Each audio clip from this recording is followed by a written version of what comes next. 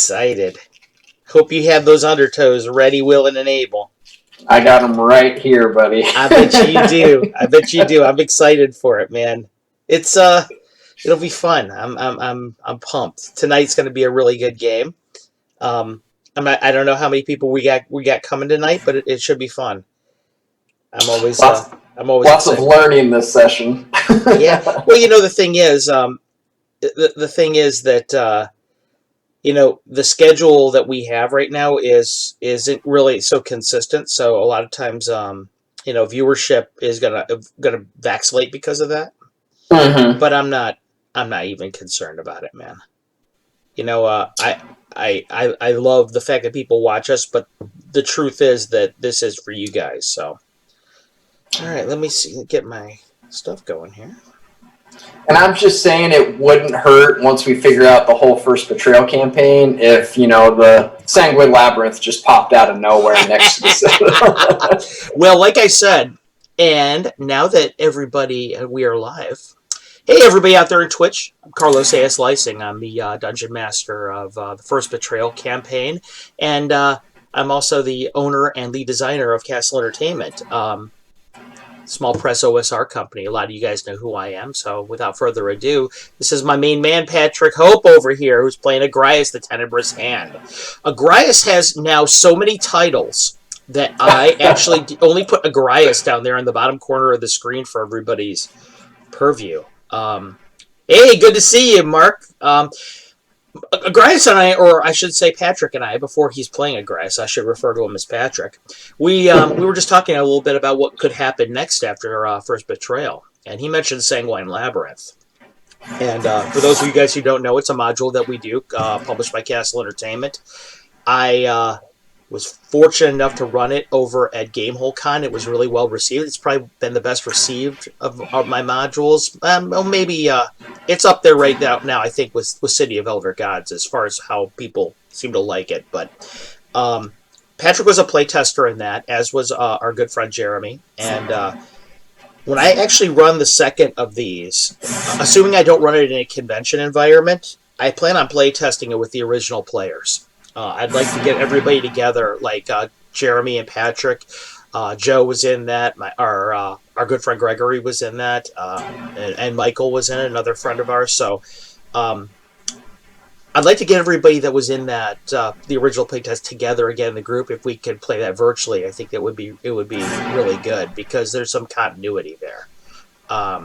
So I'm excited about that. I think that would be really cool, Patrick. I know you really like that game. I still have that document that we created afterwards about what the ideal kind of group to go against that thing would be. So that would be a lot of fun. And I think at some point in time, maybe we should play test that out with that group and see just how close to the fine we were about an ideal group to beat that. We were up until 4 a.m. writing those characters. I know we were. We're sitting there and we're planning it out. We're sitting there. It's like, I think that there's been less actual detail to U.S. military operations in some cases than the one that we spent there sitting there thinking, okay, well, if he had this, well, what race should he be? Oh, well, we need this. So it was a lot of fun, man. And who should be in front? Who should watch the back? Exactly. Who's leading the group? And we even got to the point where we're talking about specific players that we played with before. Oh yeah, Gregory should play this character, and Linda Booth should play this character, and I'll play this guy. And it was so much fun, man. That would be we dubbed that the Dream Team, didn't we? We did. Yeah. And that's actually what it's on my flash drive. Where a lot of my Casl Entertainment stuff is we called it the Dream Team, so that was a lot of fun. And you know what? Just for the fans out there who don't get a chance to see look behind the curtain very often, and great to see you, Irish Dad. Thanks for tuning in, man. I'm gonna pull that up, the Dream Team thing. Let's do it. Yeah, it just so I can read it out for everybody, and so I can refresh your memory with it, Patrick, because you may not even remember exactly what was everybody that was on that group. Let's see where we have this bad boy at. I remember when that module came in the mail, I almost slept with that thing every night for a few months. Thanks so much, man. It was so... that module, it was a lot of fun to write because I write so many different... I write so much different stuff for you know, our various Greyhawk tie-ins and things like that. But really, not a whole lot has been done with the Dungeon of Bleeding Walls, which was where the Sanguine Labyrinth came from. So it gave me a chance that I really don't get to do very often, which was to totally freelance out. This is what this is going to look like, whatever. And it was just a lot of fun. And I'm looking for this document right now, and I know I have it right here. Where are we?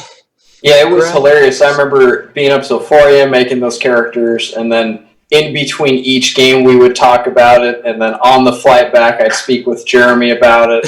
And then, I mean, that's all we talked about. Jeremy was telling me the same thing. He was like, "Oh my gosh," he goes, "This was really," he's like, "This is the Sanguine Labyrinth. This is how we've got to address it." He was telling me that you guys were both really. You guys were really getting into it. All right. Each character has shock troops. I know. You guys had all the various henchmen and everything planned out. It was just crazy. Top blessing for food to feed us. Yeah, it got pretty elaborate. Yeah, you know, right? Oh, there it is. Here it is. Okay, so here's the group. To beat the Sanguine Labyrinth, you decided, and maybe I should actually share this. I'm gonna screen share this. Yeah. Hopefully I won't crash the thing when I do this. But you know what? No, I won't do that. I won't screen shoot it. What I've got over here is I have a Deep Gnome Fighter Thief. Okay, and you had a Dagger +2 Longtooth Sling combination, leather armor, Ring of Protection +1, and a Potion of Invisibility. That was supposed to be like, I believe, the stealth asset kind of a trap finder type for the group, if I remember correctly. Yeah. That's pretty good build for that. Next would be an Elf Fighter Magic User with a Longsword +1 Short Bow combo, a Chainmail Armor +1, a Ring of Blinking, and a Potion of Healing. And now that you know a little bit more about how Blink functions, you realize why I gave it to that character. That thing is that's a nasty spell, very underrated. The next was a Gnome Thief Illusionist that Jeremy insisted on having a Gnome Thief Illusionist. 2 daggers +1, a light crossbow sling combination, leather armor, Cloak of Displacement, Potion of Invisibility. Just sick combination there. I see we went halfling. We went very stealth heavy here, because I also see a halfling thief here. Dagger +1 crossbow, light crossbow sling. Note: sling bullets cast in silver. I think that was to handle the were creatures on the first level. Leather armor, Dust of Disappearance, and a Heward's Handy Haversack. We have a human cleric of Dalt, which now that you've played Skeleton K, you know a little bit more about Dalt. 2 daggers +1 sling, leather armor, Ring of Protection, a Chime of Opening, and a Potion of Healing. We have a human magic user with a Rat Familiar, Wand of Magic Missiles, Bracers of Defense, Ring of Protection, Potion of Fiery Burning. Had a Bard here. The magic items were Horn of Valhalla, Ring of Protection, and a Potion of Healing. So I forgot about the Horn of Valhalla. That's right. Oh yeah. We have all kinds of guys here. We had a 12-person group here going through this thing. So we really thought that, attrition is going to be a problem as you go to the bottom of this. And I want to say we were trying to play to all of the advantages of the races. And that we only had a barbarian because they were great at leading henchmen or something. Yeah, in fact, I'm looking at right here. Human Barbarian, note, strength is high, note dexterity at least 17, longsword spear combination, leather armor +2, small wooden shield +2, potion of speed. And I think I was foreshadowing what I was going to do this month on Patreon, because I say human paladin of Daeurn with a +1 spear, plate mail armor, tower shield +1, potion of fire resistance, potion of invulnerability. That is just a tank character. That is just built for survivability, clearly. You know what? He was the leader. He was supposed to be the one that goes in first and takes the brunt of the damage. That's what it was. Man, would he ever. Irish Dad, we got to get you back into playing all the time, too, because we got to get you at least in a game, a pickup game or something like that, because we miss having you in the hobby, too. Jeremy mentions over here in the chat that we were playing with the idea of getting through the dungeon without being seen at all, and I think that was a real possibility with so many stealth assets. I also see. Go ahead, bud. I think isn't the Horn of Valhalla meant to call in warriors, and Yes, it the is. charge forge, and we are going to use that to activate all of the traps. Yeah, it was going to be. They were going to be the cannon fodder. You know, call them in, send them against the enemies, and trigger all the traps, and then come in afterwards and see what you could do. You know, just get a little bit of attrition going on, because that's what happened in your game with in your fight against the were-rats in the first one. Is there was a lot of attrition that was going on. There's a half elf cleric ranger of Celestian. There's a half-elf ranger who is there for his tracking ability, I'm pretty sure. And finally, there was a human monk there. And the human monk had a beaker of plentiful potions, so he could dole out some potions continually going down the... That's a really, really solid 12-man group. I would take that group if it was high enough level against Tomb of Horrors, I think. Because they have a lot of various skills. That's a pretty well-balanced group. The things you come up with at 4 a.m. Oh, I know. It was one of those things like when you're sitting back and you're listening to Pink Floyd or Tool and it's 4 a.m. and you're just, your whole consciousness is expanding and you're sitting there like, I am one with the universe. I can touch consciousnesses from the far realm right now. That's pretty much what you and I and Jeremy were like that night. Yeah, and we were just snorting the Sanguine Labyrinth that Oh, for sure, for sure. Jeremy goes, I'd do that different now. I'd take a straight fighter with tracking as a non-weapon proficiency. I agree with that. Well, the only thing I can say about that, the advantage to that, doing it that way, is the Ranger character has three main things that they have, okay? The first one is that they get the extra D8 hit dice at first level. Okay, so they get additional hit points, okay? Oh, okay. So that's a big thing for them. The other two things that they have going for them is tracking, which Jeremy just addressed with his idea of making it a proficiency. And the third thing they have going for them is their attacks against giant class creatures. Well, in this kind of a place, you can be relatively assured that you're not going to see giant class creatures. So what he's saying makes some sense. Why not go just for the straight fighter? So I could see that. And I also think we know more. We understand the weapon and non-weapon proficiencies far better now than we did then. So there might be a little bit of a reshuffling. At least I would think. I could be wrong on that. See you later, Canadian Gamer. Thanks so much for showing up, man. There's the theory behind this was very, very well considered. We thought pretty hard on this one. So I'm gonna let that go. And for those of you guys who have a chance to maybe catch that later, maybe what we can do, Patrick, is one day we can pick some people from the audience that like Irish Dad who don't get a chance to play very often. Maybe let them play one of the characters in that when you and Jeremy go with the dream team down there. Yeah. So that would be a lot of fun because I know you're itching to replay that and see how much better you could do. Especially since when I released it, I also put out the bonus encounters for it through Patreon. You know, the kind of the director's cut of it, which is an entirely new level called the Attic. So that would be a lot of fun. That would be a lot of fun. All right. Without further ado, because I know we've had much ado here, are you ready to go, bud? I'm ready. Let's do it, boss. All right, man.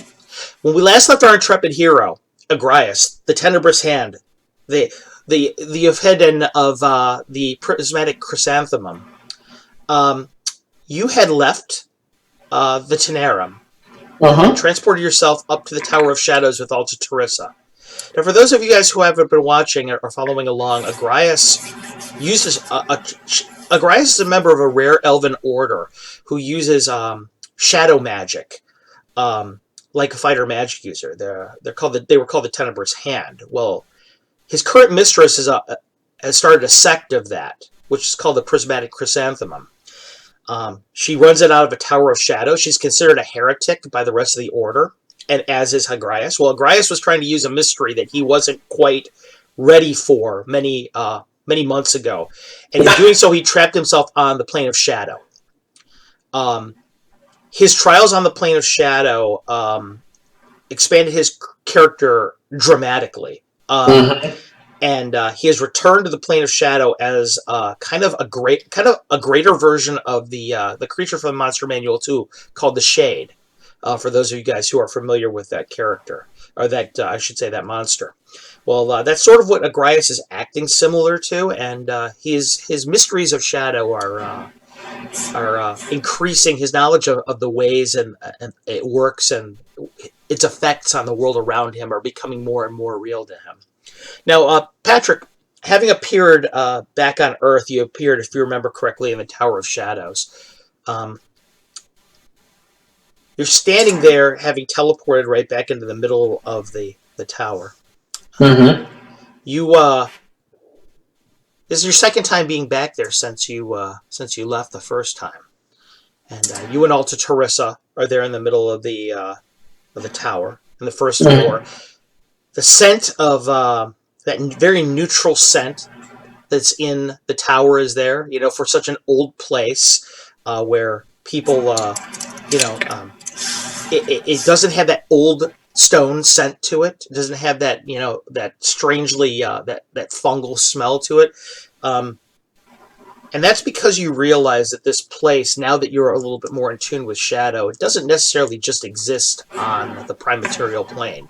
Like everything else, everything casts a shadow, and that's what the plane of shadow. That's how it. That's what it is. The plane of shadow is essentially the shadow of the prime material plane. So everything that's there exists in the other in its opposite. All right. Some things just exist a little bit more fundamentally in both sides. For example, if something that is really prominent in the plane of shadow, its shadow will be on the prime material. Okay. And Okay. that's sort of what the plane, what the Tower of Shadows is. Is it's really just it mostly exists on the plane of shadow.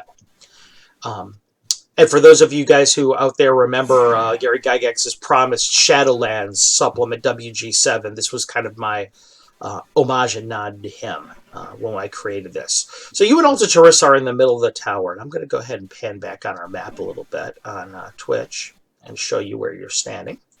Okay. She's a top icon on the two. I'm moving the screen around just to give you a little bit better of an idea of what you're looking at. The Tower of Shadows, as for those of you out there who can see the map, I'm going to trace with my cursor around. This is a stairway going down around the bottom to the bottom door. Well, the other one is a stairway that goes up to the top, and they kind of encircle each other like twisting dragons, a pair of them, Adrias. Imagine that. Things that never were apparent to you before. The symbolism, and because shadow magic, that's all it's about. Now you realize that it's symbology. You are affecting shadow and knowing that it will reflect on the prime material plane, so you affect the real. Okay? So everything has symbolism to it. Symbolism is very important. And so now that you're looking at the tower, you realize why the double staircase was there. Because when you were training her and when you were teaching her, the dragons were so important, those two shadow dragons. And it's obviously was when she was building the place, it was her homage to that part of her history. Got it. So, just these little things are all making sense to you now that never did previously. But anyway, Alta Teresa is back with you, and she's kind of just kind of looking around herself, much like you are. Kind of has this vague smile to her on her lips. She has that kind of Mona Lisa kind of smile where it's very difficult to read. It's just kind of whether it's amusement or whether it's it's a cruel smile or what it is. She just kind of it's just there. She looks over at you and she says, "Agrias, tomorrow we begin your training again in earnest. Okay. There is much you must learn for what is to come. And I have a special surprise for you. So, I would recommend that you rest yourself well. That which is to come will be significant." And she turns around, she begins to walk up the stairs. As you can see at the bottom of the map, I'm going to go ahead and scroll down to the bottom of the map a little bit. You'll notice that there's a dotted line right there that leads from the front door of the Citadel, and what the tower. And what that is the first of these passages goes underneath the stairways over there, and the second goes over a small bridge that spans the gap of the stairway going down. I'm only relating this to you so you can know the environment super well, Agrias. I know you've seen this yourself before. So you're left to your own devices now. You're returned to the Citadel of Shadows. What will you do? So she's kind of just gone to bed, is my understanding? Yeah, she's going to bed. Okay. She's been through much, as have you, so. Fair enough. Mm-hmm. I'm going to head to my quarters, which I believe is upstairs. Okay. And I'm going to open that book that she gave me and just look at the first few opening pages of it. Okay. See if I can decipher anything. Yeah, it's very easy to decipher, actually, because as you look at it, you realize it's been written in your own hand. Oh, God. You were the one who wrote it. Okay. The book is called Shadows Revelations. The entire front cover of it, the two front covers of it are these sheets of obsidian, as I mentioned, okay? Mm-hmm. It's bound by the hide of some strange creature, utterly black creature of this leather. The pages are pages of the night sky that have been cut and taken from that to allow sunshine to come in. That is how the day, one day turned to dawn in history, is because you cut the night to make the book, the spell book. And as you read the spell book, you can see the following spells have been engraved upon the pages. Several of them you had yourself previously. Several of them are new to you. And the ones that are that you have in the book right here are Burning Hands, Detect Magic, Feather Fall, Identify, Light, Magic Missile, Protection from Evil, Read Magic, Sleep, Spider Climb, and Unseen Servant. The second level spells, slightly more complicated, are ESP, Knock, Ray of Enfeeblement, and Web. The third level spells, which are the most difficult spells that you can actually use, are Dispel Magic, Fly, and Slow.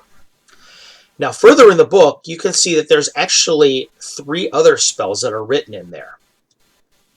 You know latently that they're way too complex for you to use, okay?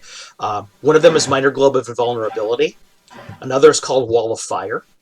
And the last one is called The Wisdom of Shades, which, as you look at it, you can read your own writing in it. And in your own writing, in the footnotes, there's notes to you written by you. And it's almost like your future self knew that you would be reading this in your past and would need explanation. And it says in your own handwriting in this beautiful Elvish script that says, Agrias, it says, these 3 latter spells, or excuse me, this last spell is a variant on the Contact Other Plane spell. It can only contact an intelligence on the plane of shadow. You'll note that at the time you read this book, the last of the 3 last spells written in it are too advanced for you to use. Use them only in the direst of circumstances, as they could potentially backfire on you should you use them frivolously. Now, Agrias, you have some opportunities here, okay? You have these spells in your spell book, okay? But there's a mechanic in Dungeons & Dragons 1st edition by which you have to see if you can learn these spells or not. Just having them in your spell book isn't good enough. You actually have to learn them. And we're going to roll for those here in just a moment, but I want to tell you this, okay? You can roll for whatever you want to learn, or you can hold off on it. Your intelligence right now, okay, is a score of 16.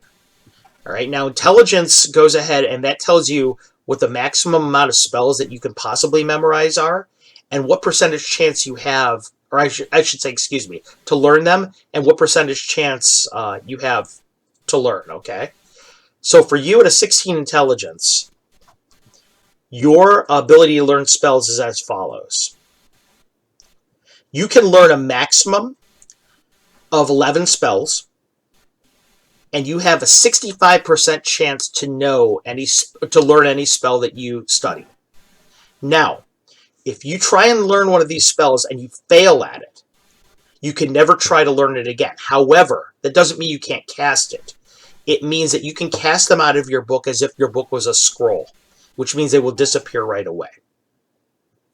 Huh, okay. Okay? Now, here's the trick. You're in the Tower of Shadows right now. The light conditions in the Tower of Shadows are considered to be shadowy. Go figure. Because of that, because you're a shade, your ability scores all get a bonus to them. So instead of that 65%, you have a whopping 85% chance to learn these spells. Okay? And you can have a maximum of 18 that you have memorized. Or I could say that you can learn. So, the chance of failure is not nearly so high while you're in the Tower of Shadows. You know, if you try to do this when you leave, your intellect will go lower, okay, because you don't have that mind-expanding ability that shadows around you give you. Right. So trying to learn stuff outside of here will be much harder than learning it while you're in here. What are you going to try? Are you going to try and learn anything tonight? And if so, what? I'm going to take my student/mentor's advice and just sleep. Okay. I just wanted to take a quick peek. Okay. Yeah, you see all those spells that are written in there, and there's a lot of pages, blank pages at the end. And the very last page of the book is your handwriting. Actually, I take that back. There's like 15 pages before the end of the book. It goes, and it says, one day you will fill this book's pages to this point. Wow. But you also realize that there's 15 pages left in the book that were never written on. What that could possibly mean, it's hard to tell. Right. Did you never get to it? Did you give a new book? Did you die? What happened? Of course. Mm-hmm. So you go ahead and you're in your room, and I'm going to move you over to that part of the map. Okay. You have decided. Excuse me, I'm on the wrong one. Okay, there we go. There we go. Okay, you are in your part of the room. And which of the 4 quadrants do you want to make yours? Because we never defined it. How about... oh, there we go. Okay, it just popped up. Mm-hmm. Let's do the top right. Okay, top right. That is your room. It's well appointed, as you've stayed in here before. I mean, it's a little bit Spartan. Nobody was expected to stay in the Tower of Shadows over long. Altarissa did not have that plan. However, this room does seem to be better appointed than the rest of them. The bed in there is comfortable. Pillow is nice in there. You've got a long bookcase in there. There's one tome that's missing out of the bookcase. And looking at the book that is in your hands, it looks the exact right size to put in there. I'm going to go ahead and do that. It's all these things that the little things that seem like they're all coming into place for you. So you go ahead and you put the book into place, and you're going to go to sleep for the evening. Yep. As you sleep, you have this weird dream. Okay? You have this dream that... It's a very violent dream, actually, that all around you, lightning is striking. And you're running. You're flickering, you're moving, you're dodging, and a lightning bolt comes, and it comes to hit you right in the face, and your sword shatters. And that's when you wake up. The light from the sword shattering gets you to wake up. You're in your bed. It's hard to tell what time it is in here. There really aren't windows on this floor. Um, but that doesn't really matter to one such as you anymore. As long as the light isn't there, it's more comfortable for you.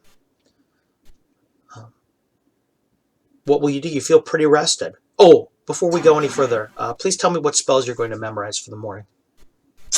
I'm going to memorize. You Let's have see. 4, 2, 1. So you can do 4 first level, 2 second level, 1 third level. And keep in mind, you have not yet learned anything besides your first level spells. You haven't tried to do that yet. So you have 4 first level spells. What are you going to try and I'm going to do Identify. Okay. Magic Missile. Read Magic. And can you double up or no? Yeah, absolutely. You could quadruple up if you wanted to. You could do 4 magic missiles if you wanted to. In some cases, it's a wise strategy. For what I'm probably going to be going through, would 4 Read Magics be a good idea? Yeah, it's a great idea. All right, let's do that. Okay, you do 4 Read Magics. And before the day begins, before you leave your chambers, are you going to try and learn anything, or are you going to leave? I'm going to leave because I want to see if Alta Teresa suggests something before I try that. Okay. Okay, so you go ahead and you descend the stairway. Are you going to go directly to her chambers, or are you going to go where you want to go? I'll go to her chambers. Okay. You will go ahead to her chambers. Her chambers are at the top of the tower, as you remember very vividly from your time that you spent there. Yes. And that fight that you had in the reflection of this tower on the plane of shadow. It's still so strange for you to think in those terms, but you go ahead and you move yourself over into her area. Knock on the door. Mm-hmm. Please come in. I open the door. You open the door. Alta Teresa is sitting at the end of her bed. There's this weird creature at the end of the bed. It's probably about 8.5 foot long, and it looks like this thin, emaciated-looking, like some kind of a jungle cat. All right, you can count all of its ribs. It kind of looks up at you. Its eyes are these 2 points of like stars, waving in the air behind it. Attached to its shoulders are these weird tentacles with these long barbs sticking out of it. All right. Okay. It looks like the whole creature is made out of smoke. All right. And it looks over at you, and you can see it's got 6 legs, and it just kind of creeps a little bit, like cranes its neck. She's kind of petting under its chin a little bit, and she says something in this kind of this weird whisper. You can kind of hear it, and kind of feel it more than you can hear it. She says, "Friend." And the thing just kind of eases up a little bit. "Good morning." Looks over at you. Good morning. Is this the surprise? "Oh, no. No," she says. "He just came by. Sometimes this happens here." She kind of scratches underneath its chin. "Creatures from the plane of shadow are attracted to the tower." She says, "It'll happen from time to time. This right here is a displacer beast," she says, scratching underneath its chin again. "So I want you to pay attention to something. Come close." I walk towards her. "He won't bite, I promise." You come closer, the creature looks over you. Go ahead and pet his back. Okay. You reach through, and there's nothing there at all when you touch him. She says, "Now, 1.5 steps forward, 2 to the right. I do as she says. Now pet the air there." I go to pet. And you feel this shadowy kind of almost like this stiff smoke with substance as you pet it. It's cold when you rub your hand through there. Kind of arches its back as you do it. You can see the reflection of it from that distance arch its back a little bit when you do it. Displacer beasts have a very strange relationship with light, not unlike us. Their pelts are such that when light strikes it, it bends and casts their appearance about 5 feet from where they actually are sitting. She says, they're very dangerous, most times. But this one won't hurt us, she says, patting its chin. It can sense that we're not unlike it. She kind of scratches its chin. You slept well, I take it? I had a weird dream, and then I go to tell her how the dream ended. She just nods. I suppose it's time for me to tell you about your surprise. I did promise you one. And I suppose, she says, stroking the animal again, and then just whispers into her ear, go forth, we have business. The creature just kind of looks at you again, takes like 5 or 6 steps, and just the smoke seems like disappear in the midair. She says, I suppose that you asked me if it had to do with that creature. After a fashion, perhaps. Come with me. She starts leading you down the stairs. I follow. Agrias, there was much that we did on the plane of shadow, much that you learned about the nature of shadow. But one thing you learned little of is the nature of our enemies. That must change. A wise man once told me, doesn't look back, kind of smirks to herself, that if you know your enemy, they are already half defeated.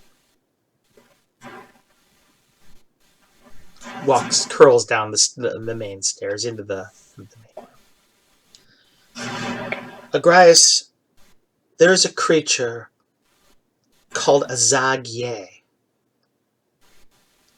They're creatures from the positive elemental plane. To explain to you planar cosmology for a moment, even though we are a reflection of the prime material plane, there are other forces. There are primal light and primal darkness. These are embodied in the positive and negative material plane, where one gives energy and life and light, the other is entropy and darkness. She nods, looking at you. These are not places, despite what some might tell you. These are not inherently good or evil. These are simply places and forces and energies. They can be directed towards good or evil as befits the one who wields them. She nods. It is as simple as saying that you are made of shadow, so thusly you must be evil. Of course not. Do you understand? I do. Good.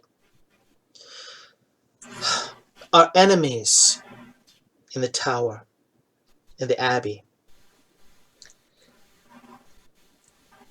they will direct forces of the positive material plane against us. She nods. I'm certain of this. Not only have I foreseen it, as you once taught me to do, it only makes sense. Our bodies, this tower, everything about us, they're very susceptible to positive material effects. When your friends attempt to cast healing upon you, never let them. She nods. Understood. All it will do will hurt you worse. She says. Note to self, and I kind of giggle. She laughs a bit too. She says, yes, I was there the first time we learned this lesson for ourselves. I am soon to summon 3 Zag-Ye from the positive material plane to the midst of this tower. They will sense the shadow within you, and they will attempt to slay you. She nods. Worse, they will attempt to bring this very tower down upon us, around our ears, because they can sense that it is an abomination. It is a place of shadow and darkness. They cannot abide this. It falls to you to dispense with them before either can happen. After all, we've just come back from an extended journey. I'd hate to not have a place to live, or a student to train. True enough. I will not tell you anything of the nature of these creatures other than what I've already told you, for it falls to you to learn these things for yourself, to learn their strengths and their weaknesses, the way they think and the way they move.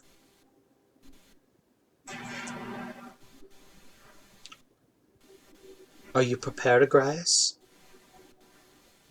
I am. Good. She turns around, kind of looks around for a moment, sees the chrysanthemums that all grow in those two Baileys that are in front, ahead, and she just disappears in this wisp of smoke. Shadow. The air is cold and it's still in the room. Then you feel the shadow change behind you. It starts to, you can feel her manipulation of it. It's so subtle, it's so expert, and it's somebody who can do it themselves. It's impressive to see, because it's like the skill of a surgeon working, rather than what you would do is you take a sword to flicker and cleave your way through, the barriers and worlds. Oh no, she's got a fine scalpel and does exactly what she needs to do. And in an instant, the room around you, it's like daytime. Oh, playing at a disadvantage. Quail out of you, and in front of you appear 3 creatures. They're these weird bluish balls of light that kind of slowly change and mute in color. They're all these beautiful rainbow prismatic colors. They've got these long tentacle tendrils behind them. All around these tentacle tendrils are these glistening electrical sparks. The air around them is excited. You can feel a hump all about them, all inside your teeth. You can feel that kind of this rattle. You can smell ozone all around them, like a storm that's brewing. And in the midst of all these creatures, these 2 single, brighter than the sun dots appear in their spherical form, and you can tell they're these sensory organs staring at you right there in the middle. All of these things are about 10 foot wide, these globes of energy, and their tentacles, as they move through the air, the balls themselves are floating in the air, levitating weightlessly, looking upon you. Roll for initiative, please. 6 seconds. 5. Very good. You go first. What will you do, Agrias? I'm going to quick draw my bow and shoot the one. Let's see, on my left 45. Okay, left 45. Please roll a 2 20s for me. Yes, sir. Ooh, 3. Ooh, an 8. The first shot misses clean. It just kind of they're quicker than you might think. Their tendrils, the way that they kind of move, gives you. It doesn't look like they float fast, but the tendrils are pretty quick, and it kind of gives them this illusion of being someplace they're not. Sometimes the first shot misses clean, and the second one looks like it's about ready to hit it, but it slaps a tentacle. As the tentacle hits it, you hear this the sound like a crackling noise, and the entire arrow bursts into flame for an instant before disappearing. It just is incinerated instantly. Okay. The first one of these creatures attacks you in return. Agrias, what's your armor class, please? Armor class is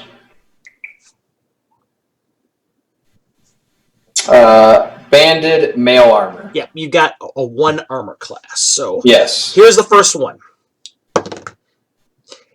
Its tentacles start rolling around it, and from the tip of one of them becomes incandescently bright. This lightning strike arcs out of it through the air. It's about as wide as your head, and just instant reaction, you hit the deck and the thing is over your head. You hear it sizzle. It hits the wall, and the wall that seemed invincible before, as you remember from your fights before, it actually takes a massive chunk out of the wall behind you. Rubble flying everywhere. Some of it, that rubble is about 50 feet from you, and you feel some of it sprinkle across your back, but back your cloak.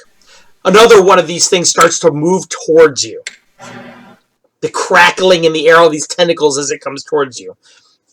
And that will be this one over here.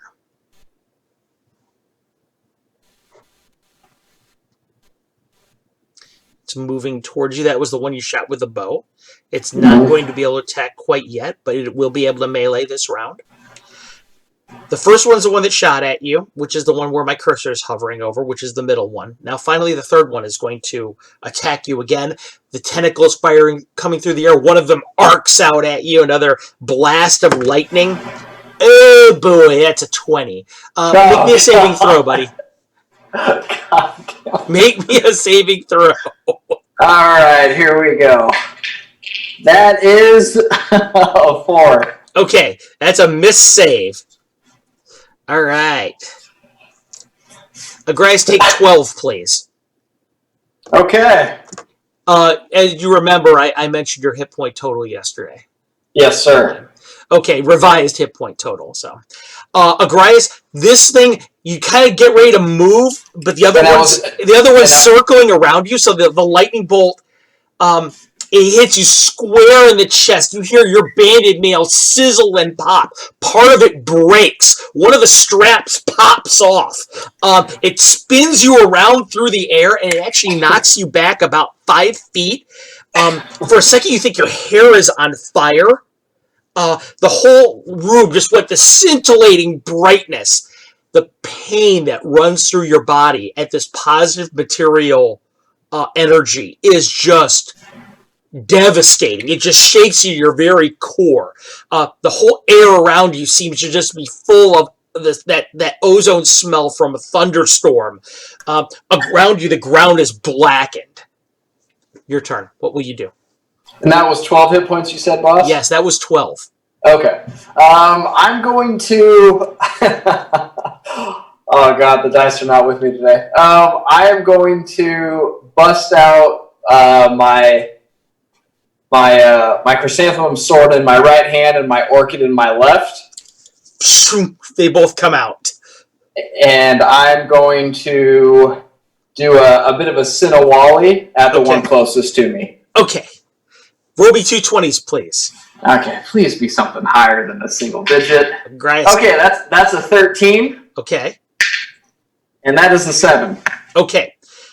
The first strike that you roll, the first strike, which is with your main blade, which is the prismatic chrysanthemum blade, is a hit. And you sink into it. When you hit it with your sword, you hear that thing.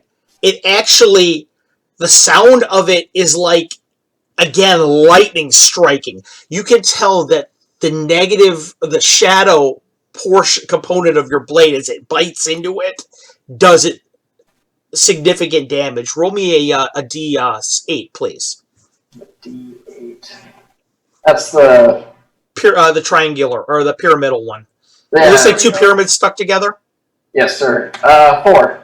Okay, that would be 4 plus 6 is 10. You hit the thing.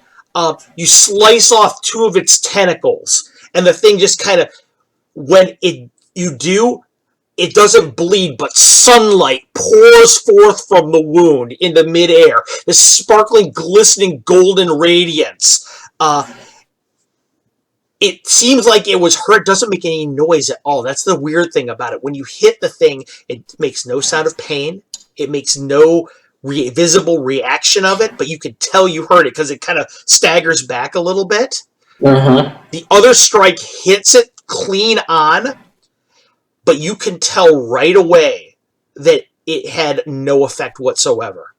So either the thing to you right away,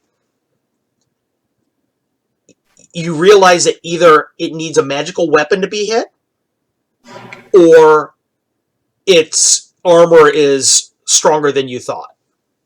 Okay. Its turns. Okay.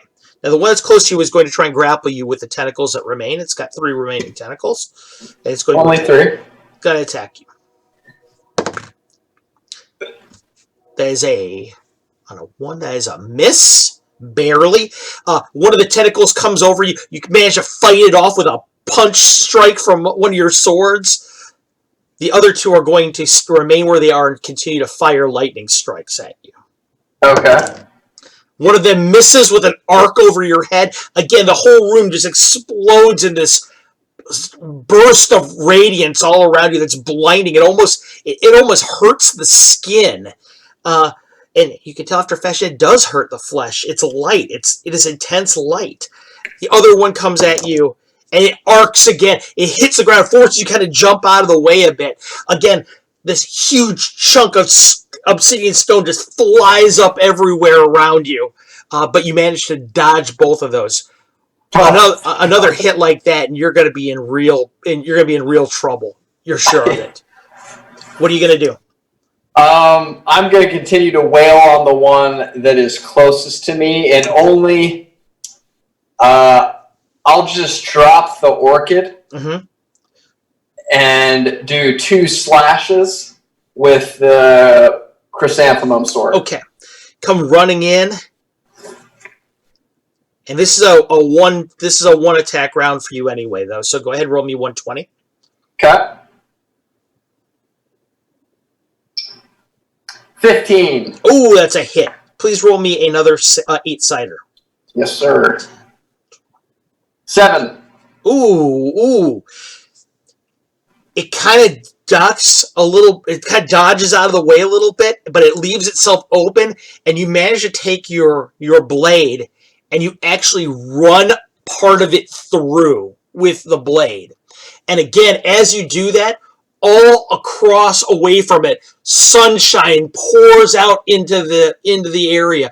It actually bleeds out over your blade and down your arm, okay? And when it does, this pain just ripples through your flesh when you pull it back. But it's not nearly as much pain as you are, because it starts to shudder for a moment. This lightning strike all around. It's arcing, and you can hear the whole air around it buzzing. It looks like it's going to explode. Are you going to take any kind of measure to get away from it, or are you just going to let it blow? I'm going to try and roll out of the way. Okay. You roll out of the way, and it literally does explode behind you. And when it explodes, it seems like it tears a hole in the very air around it. Like it almost implodes more than it explodes. It's wrapping around. And make me a 20, please. Yes, sir. Where's my You kind of have to hold your eyes from the blinding light.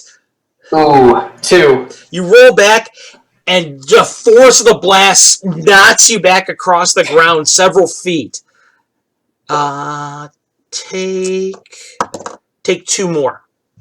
Okay. But the thing, when you look back up, is gone. It just disappeared in thin air. Now, either it's invisible right now, or it's dead. You're not sure which. Okay. Well, that's the thing about creatures that you don't know anything about. It could be either right now. Right. Okay, so you're a good distance away, and it's their turn. They're going to continue. Hey, Greta Wolfslayer, thanks for joining us. They're going to continue to move towards you, and they're going to continue to fire bursts of light at you, lightning at you. And one of them moves a little bit closer there, and the other one moves a little closer there. It looks like they're trying to circle you a little bit to flank you. It's clear to you that these things are, that's a tactic used by an intelligent enemy. These things are not just mindless drones. It's clear to you now.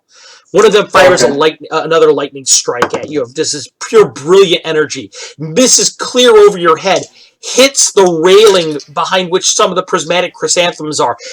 Shower of rubble everywhere. Another one fires at you. Man, I'm rolling terrible after that first good roll. This one arcs over and hits the ground another distance away from you. The spray of rock and stone from this incandescent, blinding bright light of lightning, it doesn't even reach you. You don't even feel the arc. It misses you so badly. You have 2 attacks this round. You're at too far of a distance to use both of them. So you have a choice. You can either rush one and then melee, or you can use an action to do something different. What will you do? I'm going to rush one with 2 slashes. Okay, please tell me, or with 1 slash, remember. You don't. Yes, excuse me. Yeah. So are you going to use, which one of these are you going to attack from the map? The one at the very bottom of the screen or the one at the 45? The very bottom. Okay. Grias, you go ahead and you rush the thing, and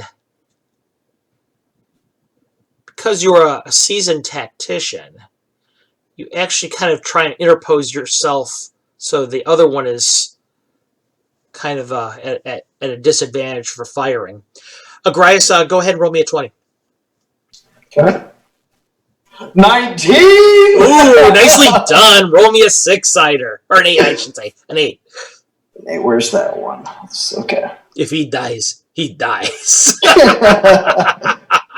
8. Oh, nice. You come running over. The thing's tentacles are whipping through the air. You combat roll underneath it. Come back with a crossing strike across it. Sunlight rains down all over you, but you're ready for it this time. What Teresa's plan was is actually working because you're learning about it. You rolled over, you had your cloak already up to protect your eyes and your face from the sunshine. So the thing just rains on it. You're not blinded at all by it.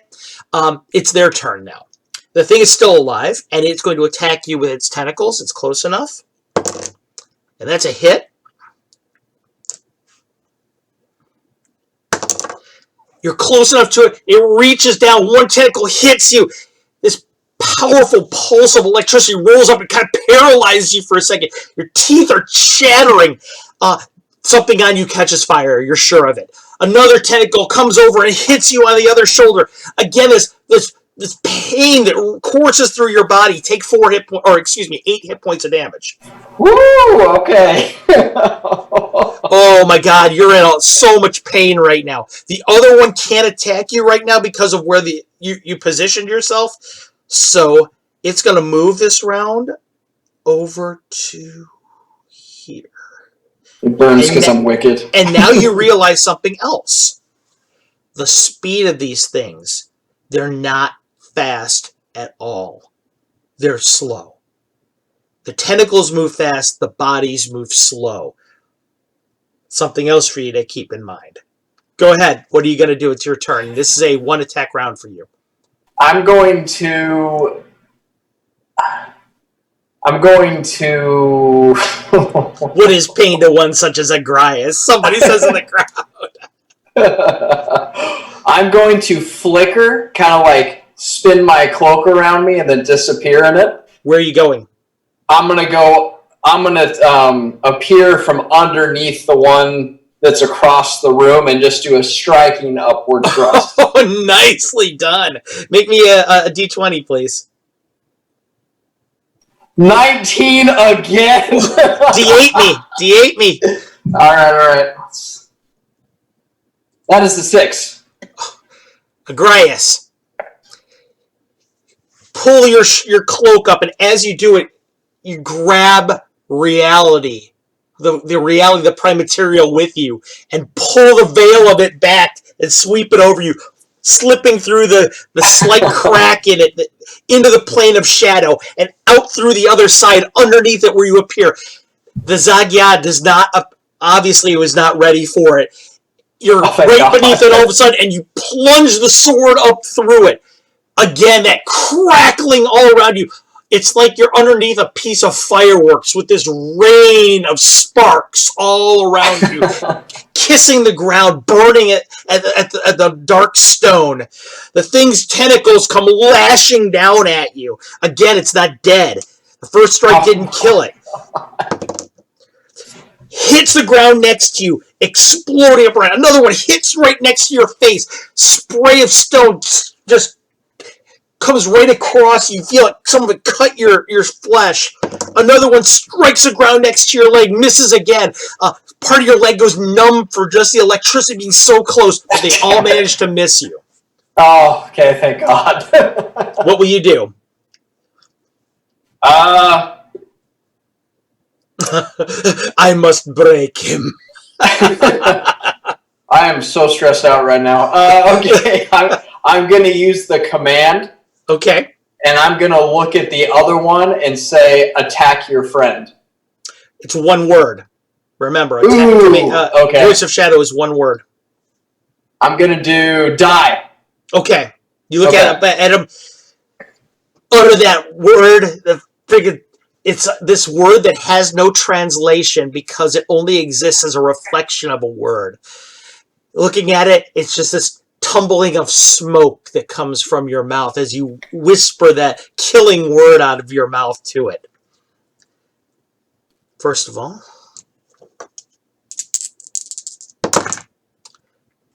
right away, you can tell that when you utter that word, it's almost as if the magic from that word seems to just kind of, like the Displacer Beast, it doesn't seem to want to grab onto it. It just seems to want to roll off of it.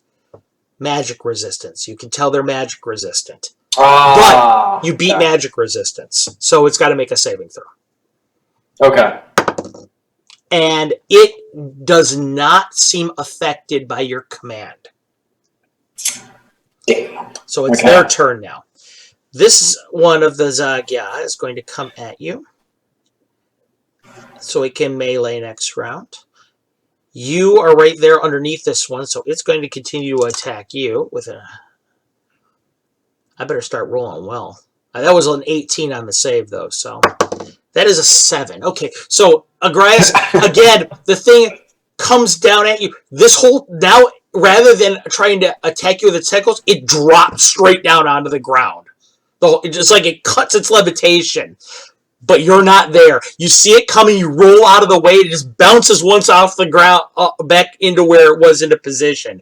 The ground beneath it is this smoldering ruin of almost like molten rock where it was before, this depression in the ground, this bowl-shaped area. It would have definitely destroyed you, for sure, had it done that. And it landed. Okay. But you're just out of the range. This is a 2-attack round for you. What will you do? God, I'm running out of tricks. Did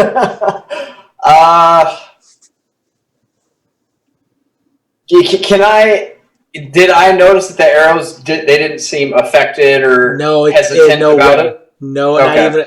That's why you're figuring. That's why it just exploded before it even hit it. It's got to have resistance to everything but magic weapons. Okay, I'm going to stick with my chrysanthemum sword then. Okay. And I'm going to run by one and just do 2 hacks at it. Which one are you going to run by? The one immediately to the east or the one immediately to the north? I'm going to do the east. Okay. Okay, let's using your mobility, you can you're going to end up 3 squares away, okay? So I'm going to move you to where I think you're trying to go. Okay. Tell me if you want to be somewhere else. Is that where you wanted to end up, or you want to end up somewhere else? Hang on, it's still catching up with that. That's fine. That's good. You can be 1 square just in difference from that. Okay. That's where I figured you want to be. Roll me a 220s as you run past the 1. Okay. That's a 12. And a 13. Ooh, okay, that's 2 hits, actually. Roll me 2 8-siders. Yes, sir. Where's my E? There it is. That is a 2 and a 2. Agrias, the first one, you slice it open, and again, sunshine pours out of it. That as it hits the ground, the arcing of the lightning coming at it just strikes the ground and starts to burn the ground. Stone exploding out into rubble, but the second one you hit, you actually manage to puncture it, and as you keep running, you just kind of sling it forward. It hits the wall and explodes into this electrical burst. Just lightning showering everywhere, the sparks shower everywhere into the room. The wall almost collapses as you hit it, but it disappears. There's one left. It is going to fire at you. Of course it is. Yep, Ernie and Gary Zeg, yeah. That's exactly what it is, Grandelwolf. From S4, Lost Caverns of Sokav. So anyway, it goes ahead and it fires its lightning burst at you.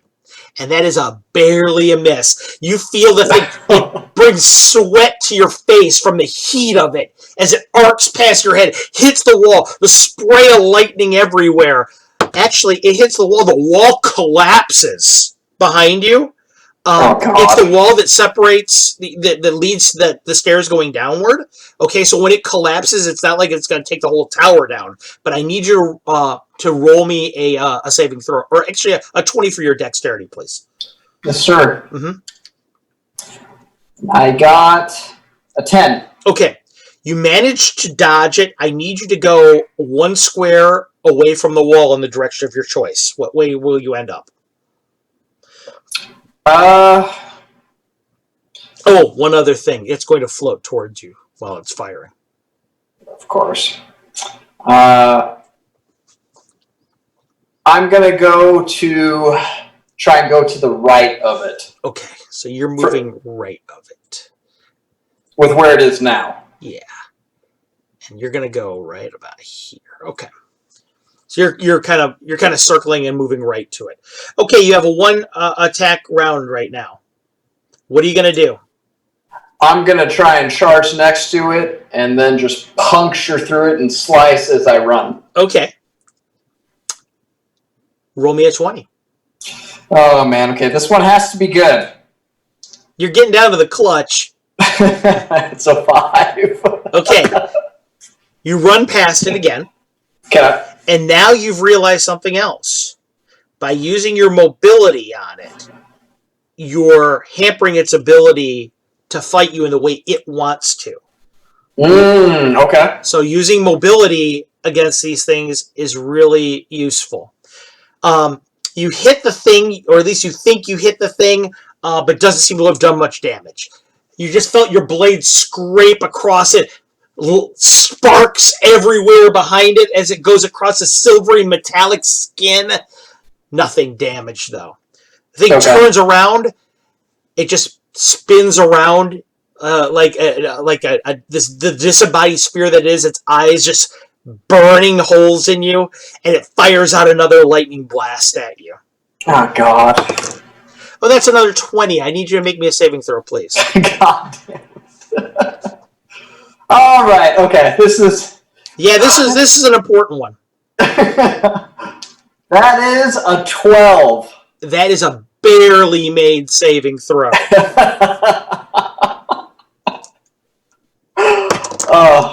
Agrias, take 8 more. Ooh. You are almost dead. Yes, I'm not doing too well right You're now. almost dead. This one hits you on the leg. Your cloak is on fire now. You can feel your arm burn up and down its side. Your hair is on fire. Something in your rib cage is floating around. It's hard to tell where it is. Just this pain everywhere. Your vision is tunneled out a little bit. You think you're slowed down by 1 square, probably by maybe a half movement. You got a heavy limp now. You don't think you can move your left arm. The lightning strike as it hit you just tore flesh away from the bone. You're bleeding. uh, you're getting lightheaded. What are you going to do? You have a 2-strike round this time.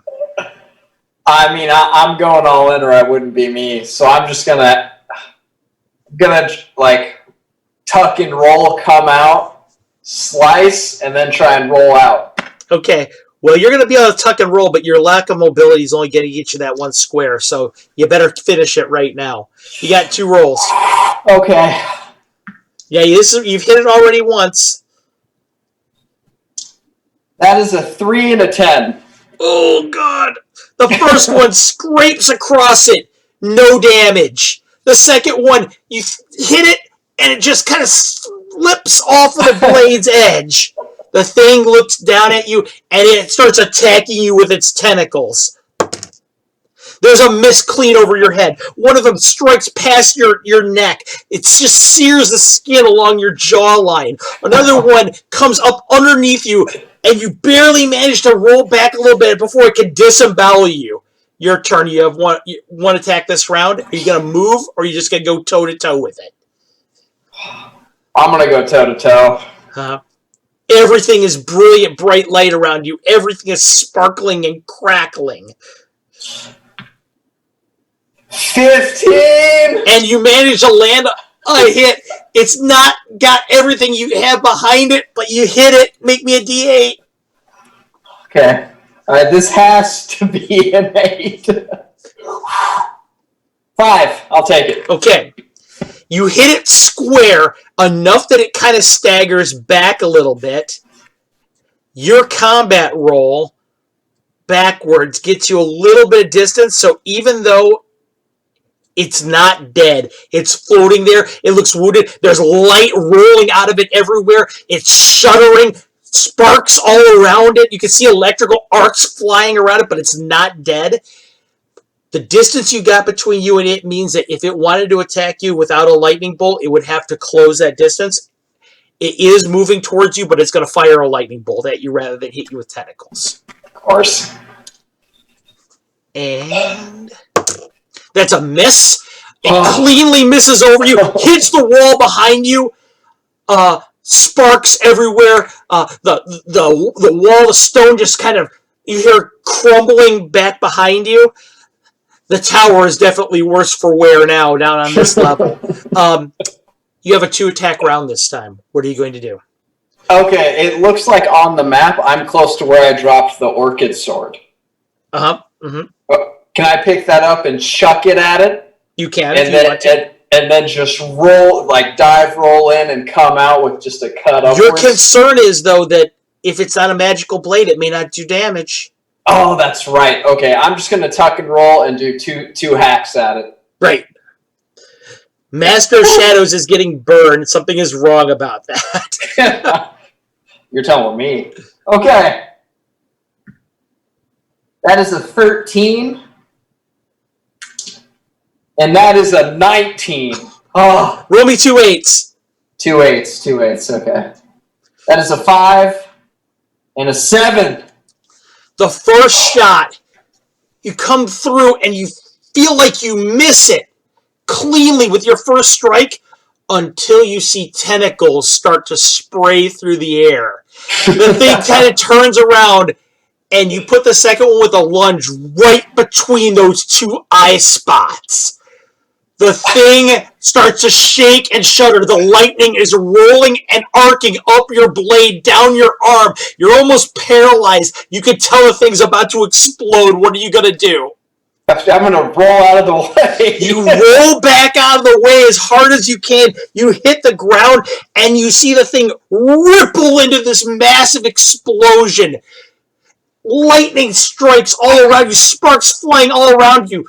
Pieces of metal starting to hit you. Metal. You look up and you see pieces of your blade raining everywhere on the ground around you. Oh, God. You hit the ground, fall back onto the ground. The thing disappears out of midair. And as it does, you're laying there in the darkness of the tower. That's caused as the sparks start to die out. Your shattered sword, the fragments of it all around you. You're laying there in that rubble and that wreckage, and the strangest thing starts to happen. You realize that in the darkness, you can almost feel the vitality of the darkness seeping into your skin. It's almost as if like you're healing just being in the dark. Huh. Just kind of laying there in the quiet, in the silence. Shadows, you feel disperse and change around you. That sensation that can only possibly, the skill of the manipulation of shadows can only possibly be one person. Alta Teresa comes walking up to you, in the middle of the dark. She looks down at you. It was a near thing, wasn't it? Yeah, I have a lot to learn, it appears. But yet, see how much you have learned already. These are the allies of our enemies, and you've learned many things. The Zagye, they're very resistant to magic, she says. They attack with their tentacles and with lightning strikes, yet they move slowly. They can fly. Mobility is your ally, but flight will not necessarily help you. When slain, they explode into great storms of energy. You have learned these things about the enemy, and you have learned something about yourself as well. She looks at you, and she looks in the air. The darkness invigorates you. Even now you can feel yourself regenerating, the shadows around you, imbuing you with renewed strength and vigor. She nods. So I wouldn't say this lesson has been for naught. Not without sacrifice, though, and I look at the fragments of my blade she forged me. She kind of laughs a bit. She says, Agrias, my friend, my teacher and my pupil at one. She looks down at her blade. She says, you will learn not to become too attached to things of the material plane soon.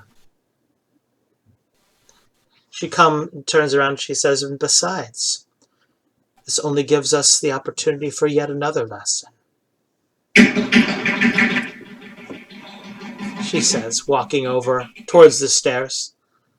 She says, come, and I will teach you how to forge another, this time with your own hand. I go up with her, a little shaky, because I'm still healing. Yeah. Cascavellian, Agrias just had himself a near-life experience. Grand Old Slayer, exactly. Take in the shadow, Agrias, to become more shadow. Soon you can leave the flesh behind forever. And Irish Dad, your body is just holding you back. Everybody's imploring you, come to the shadows forever. Mortal flesh is weak. So you follow Alta Teresa up the stairs. Oh, did she want me to bring the fragments or no? She looks at you. She says, by the time you are gone, by the time you return here, they'll be gone. She looks over at the walls of the citadel, and you notice the walls of the citadel, much like yourself, are starting to heal. She says, in shadow, she says, these things become whole. Bereft of light, she looks where the Zagye were. You have seen to the repair of our home. Starts walking up the stairs. Again, she makes absolutely no noise. The wind around her doesn't seem disturbed at all. It's almost like she was a ghost, a living shadow walking up the circle of the stairs. You've learned much as a warrior, Agrias. You're much more skilled than when you first came to me. She nods. So it is that you have taught me again, and you have taught yourself, after a fashion. The circle is complete. And so you know the symbology of these stairs now. always circles. Everything, she says. Ouroboros, its beginning and its end, are one and the same. Traces up the stairs with you. She says, you know, had that have been my fight, and it was not, it was yours to learn. I might have conducted myself in a different manner, flickering through the tower, letting them come to me, attacking them one at a time up the spiral staircase. Use your environment. Use your abilities. They will not fail you. She walks you up into her chambers where the forge is. She looks at it. And I'm sure it's obvious to her that I'm thinking deeply with what she just said. Mm-hmm. Nods. You're a thought, I can tell. There's more that troubles you. Questions. Things that have not been resolved that you wish to discuss. Speak them aloud. Remember the symbology of things. Nothing exists until you speak it aloud, until you bring it into reality. By bringing it into reality, you make it possibility. And through action, you make it certainty. I ask her within the confines of the tower that we're in, Mm-hmm.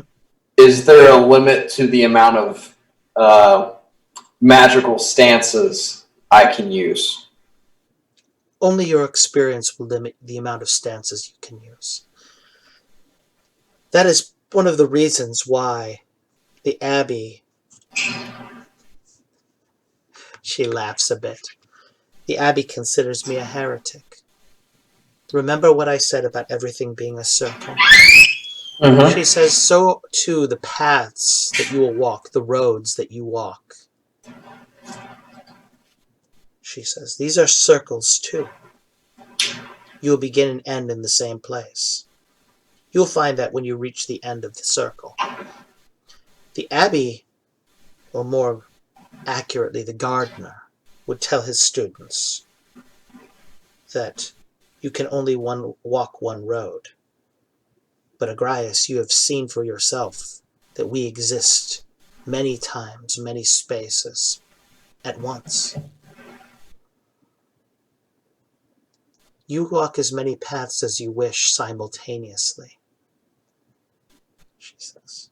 You will arrive at their starting point simultaneously too, she says. It will take you many, many years to master them all, to walk them to their conclusions. But walk them you shall.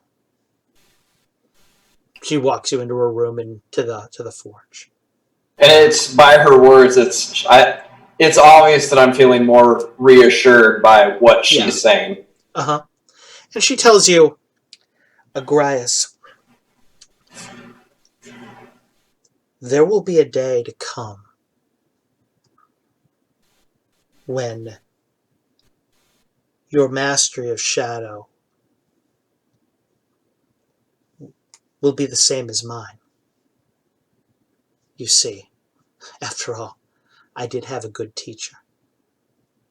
I laugh, but I wince at the pain from still healing. Yeah. Worry not about where you are on the road. Only worry about the next step. Do not take time to look to the left or to the right. Focus on the road. Focus on the step. The destination. She nods. Remember, your will, this only goes as far as you will take it, as far as your focus and your concentration go. If you wish to stop, if you wish to admire your work, remember that no progress occurs. Only by step after step can you progress in your art. Now, she looks over at the wall. You see all those rods that were there of all those materials, those building materials. She says, when you were here previously and your friends were here, there were secrets that I could not speak to them of forging weaponry. Our friend Rainmar, to teach him of what I am about to teach you would have only confused the issue, because he does not have the ability to do what we can, what I knew you would be capable of one day. I wanted to teach him in such a way that he could actually use the lesson, rather than teach him mere theory that would have been inconsequential. Now he is a skilled forge, and one day from his forge in his temple he will turn out mighty weapons indeed. But there is something that you can do that he cannot, and that is what we will do now. She looks over at the wall.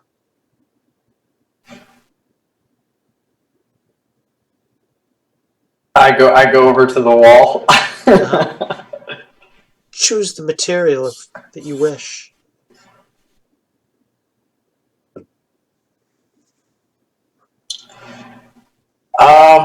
Can I tell the differences?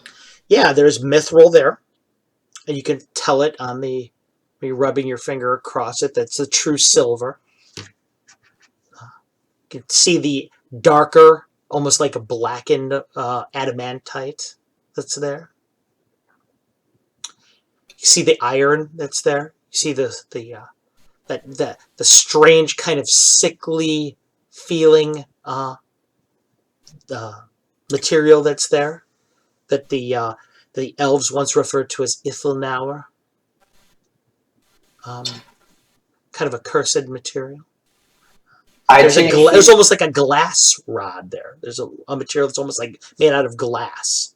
You've never really seen that one before.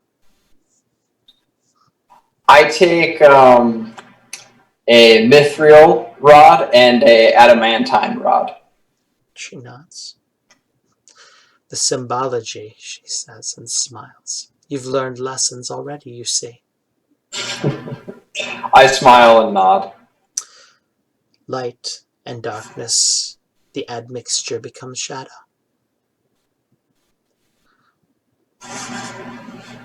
Now, lay them upon the forge, and I will show you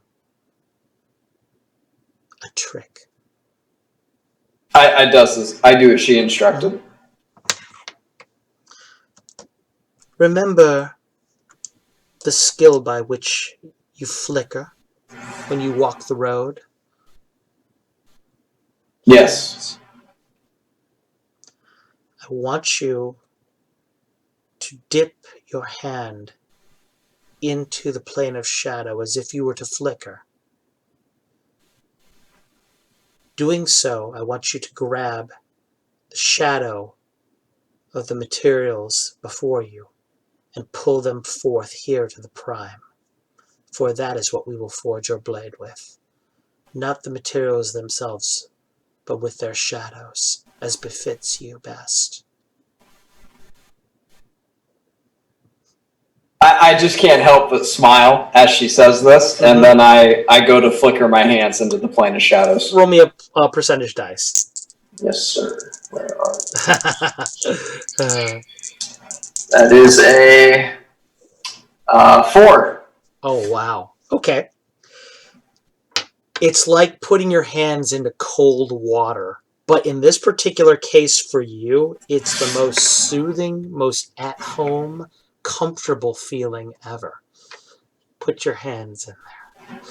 It's like being home for a moment. And as you reach down into that dark water, you feel the two rods right in front of you. And when you withdraw them back through the plane of shadow, you see the darkness spread out in front of you so that it can accommodate their width, and you pull them out. And when you do, the mithril is utterly black, and the adamantite is shining silver. You look down at the forge, and both rods are gone. Oh my, that is so badass. Okay. Very well done. I had a great teacher. As did I. Circles, she says, and smiles, pats you on the back. Now, let us begin the art of forging. Yes. Now, as we do this, Agrias, we must discuss the nature of your blades. And then we must discuss how we will enchant them. What sort of blade? There are many types. There are many shapes, configurations, she says. Tell me of the kind that you would feel most comfortable with, the type you will wield against our enemies. I kind of look out into the distance as if I see it, Mm-hmm. and it's the shape of somewhere between a katana and a dao broadsword. Uh-huh. Mm-hmm. But that one is more of the other and vice versa for the other blade, kind of thing. Right. She looks down at the forge. I see it in your mind's eye. It's a beautiful blade. Will it have a mate, or will it be forever alone? What would you suggest? I would suggest you gaze into your heart and withdraw the desire from it, just as you withdrew the shadows of the materials.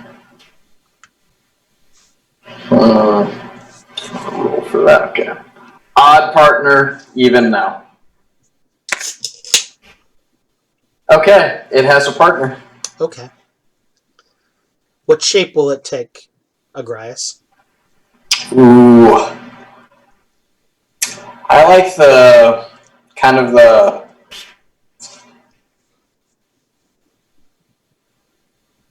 like one-sided daggers kind of thing, short swords, Okay. Okay. kinds the elves would carry. Okay. Oddly enough, the elves, the kind of a short sword blade they would carry, would look similar to a wakizashi. So Perfect. if you want to go with that, so you could kind of go with the blade, the paired blades, the traditional paired blades. So you go ahead and you have that in your mind, and she says, "Now,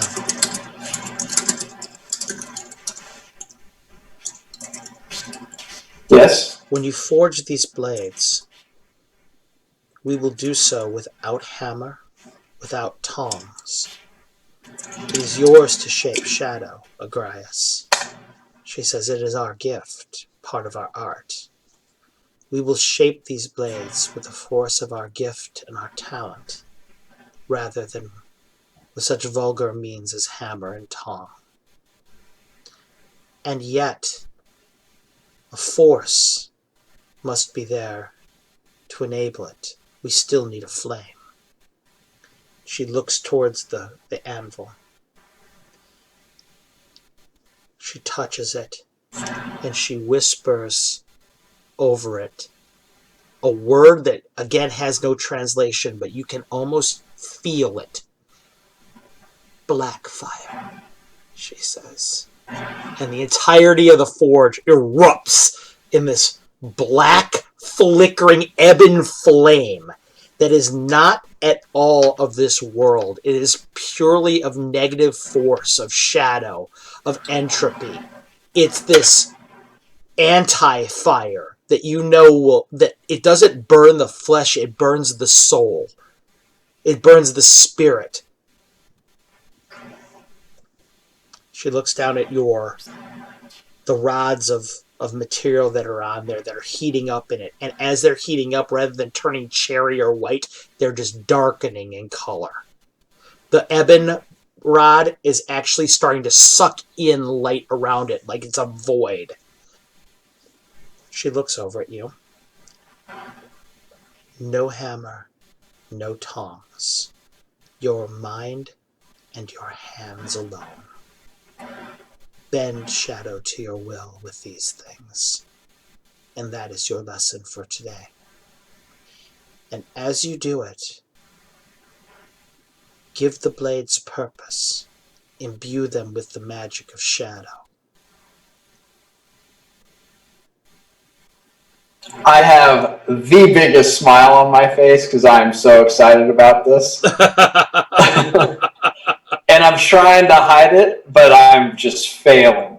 Right. But I nod and do as she says. You go ahead and you touch it. I'm going to need you to roll me a percentage dice, but before I do that, Agrias, you are technically forging a magical weapon right now, okay? Okay. What would you like this blade to do? What kind of effects would you like it to have? Is it possible that I could cause one of my blades or one of my daggers to be enchanted to flicker on command, kind of thing, or is that out of the question? Well, explain to me what you wanted to do. You wanted to just be able to disappear and reappear? Yeah, so say, I threw it to my right, but it could come out of a wormhole behind them. Oh, you want it to be... Okay. Well, we can try that. Almost as if I could cast it out of my shadow and into theirs, and it hits them, kind of thing. I'm not sure how to describe that. No, and it's a good thing you don't have to, because all you have to do is imagine it. That's what you're doing here, is you're working with your mind and your hands. So imagining the property is all you have to be able to do. So you're starting to think about how you want it to do. You're trying to imbue it with the abilities of flickering. All right. Mm-hmm. You realize that such as your ability with shadow magic, you don't feel like you're going to be able to give it everything that you ever wanted to. Okay. But is there anything else you'd like to try and do with it?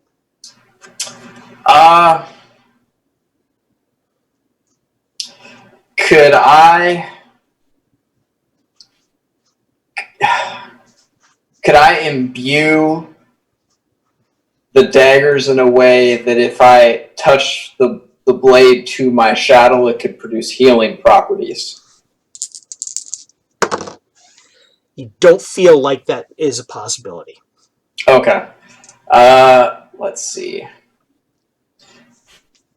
I look at the daggers and try and see if I were to use it, the blade as a bookmark, the shadow of it, I could understand the tome or scale book's entirety. Yes, you do think you could do that. And you go ahead and you begin to work at the blades.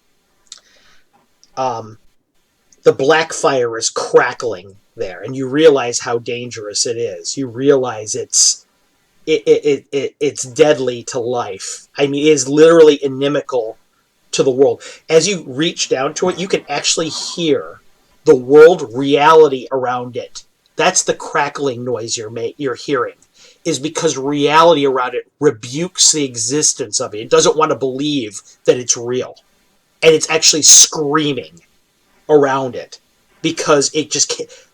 The consciousness of the universe cannot accept the existence of this stuff. Wow, okay. And so as you're beginning to think at it, and you can see it starting to bend the blades, you plunge your hands into there and start to shape it with your hands. And the black fire is licking up around your skin. You can see that reverse negative light limning your face. As you reach down in there, it's licking up and down your arms at your flesh, but it's not doing damage. And it almost makes you wonder, if it can't hurt you, then what must reality think of you? Oh, true. But at the same time, you can't lose your focus. So you are bound and working on these blades. I need you to roll me 3 sets of percentage dice and tell me what the results of them are. Yes, sir. Mm-hmm. My Topo Chico out of the way. All right. That's a 63. Uh-huh. That is a 77, and that is an 11. Okay. Irish dad. Okay, that's a good idea. All right, Agrias, you're bending these blades, Mm-hmm. and you bend them into this beautiful configuration. They're all exactly as they were in your imagination, because that's literally they are literally the expression of what you of your wish. Both of them, they're these beautiful, elegant blades. You can even see the wrapping at the bottom, the binding of it. You can see the, the, the, the darkness in the material of each of them, because they're just these shadows. The admixture of the mithril, as you bend it and you warp it, you melt it together with the adamantite. It becomes this. The brilliance of it starts to darken, and you can see it's like the day, as dusk starts to strangle life out of the day, and the air starts to dim out. And as you're doing that, the window in this room that you can see from out there, you can see the night falling, and it's doing the same thing. It's almost as if you're causing it to happen, as if you're bringing night into the world by the creation of it. Mm-hmm. The clouds are obscuring the sun, giving it this dusky pall outside, and the metal has become one long, beautiful thread that is not bright or dark. It's this shadowy gray. And as you look into it, you can almost see the mithril and the adamantite wrestling with one another, as dusk and day and dawn do. Looking at it, you can see the interplay of it, like this constantly moving dark cloud inside of it. The light and the darkness inside the blade in a perpetual struggle for primacy. The power of that effect. You've learned another lesson.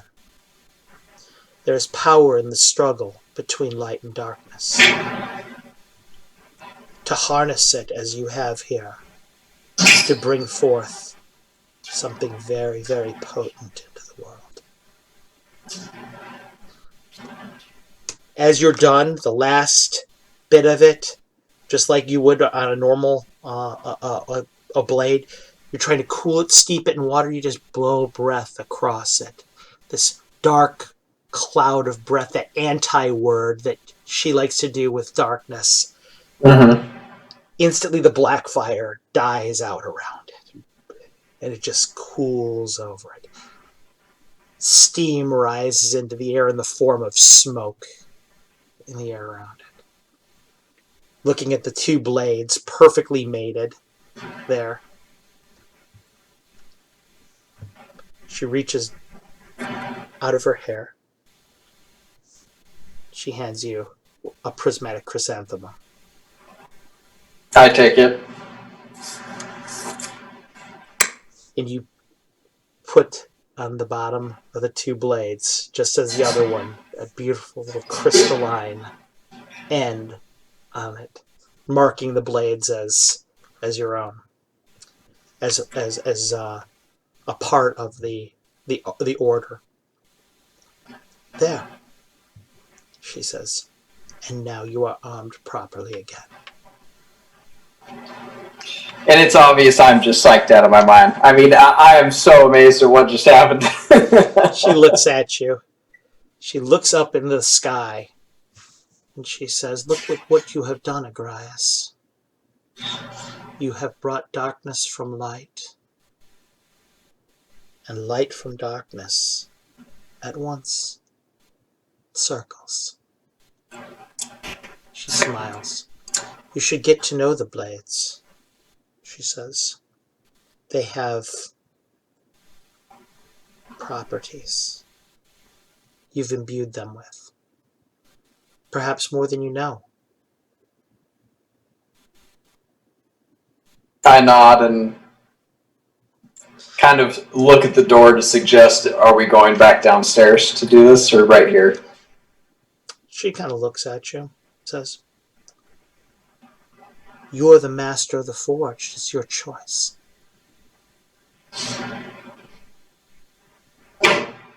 I just do it right there then? The blades, it's so weird. They have almost no substance, no weight to them, and yet you would think that would make them impossible to handle. Yet when you want there to be weight, there is. It's just, Okay. you can feel it there, but it's only there when you're thinking about it. Other than that, it seems to be weightless. They handle like short swords, both of them. They're so light and so quick. Just as they rip through the air, there's that sound that only you can hear, that keening wail of when you rip through the air with it, you're actually cutting the world of light. You're cutting the skein of reality through there. It's just shrieking in horror at the existence of these things like the black fire as you just streak through the air with both of them. Fire. He looks at you and nods. Very well done. She says, "You know that when you hit something truly with those, I expect that the full expression of the blade will come to pass. Forged in black fire, so too will that thing come to woe." I nod, sheathing them.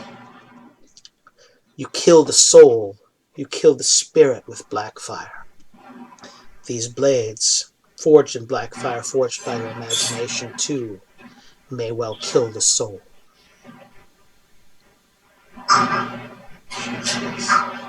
A true strike upon a creature susceptible to such things, it may kill them instantly. I nod, understanding. And I'd like to thank Irish Dad for that. He gave me that idea over here in the chat with that. Thank you very much. Well done. Mm-hmm. So you're standing there and with the blades, and she says to you, "Return to your room. Consider that which has been done today. Absorb your lessons. And pay attention to the almanac on the wall. I will see you tomorrow, Grace." Hey, thanks, Extort. We appreciate it. Thank you so much. Thank you so much. And I will see you tomorrow, Grace. Tomorrow we have much more to learn still. We will talk about roads and pathways through shadow. We will talk about departures and destinations. We will talk about fate and destinies. Understood. Sleep well. And you. So you leave her room. You end up going back to your chamber. Are you going to do as she suggested? Yeah. The first thing that you see is that when she referred to the almanac, there's a book that's on your shelves, and right next to it is a water calendar. All right, that's there. It drips this black liquid that looks like ink using the water calendar. Make me a 20-sider, please.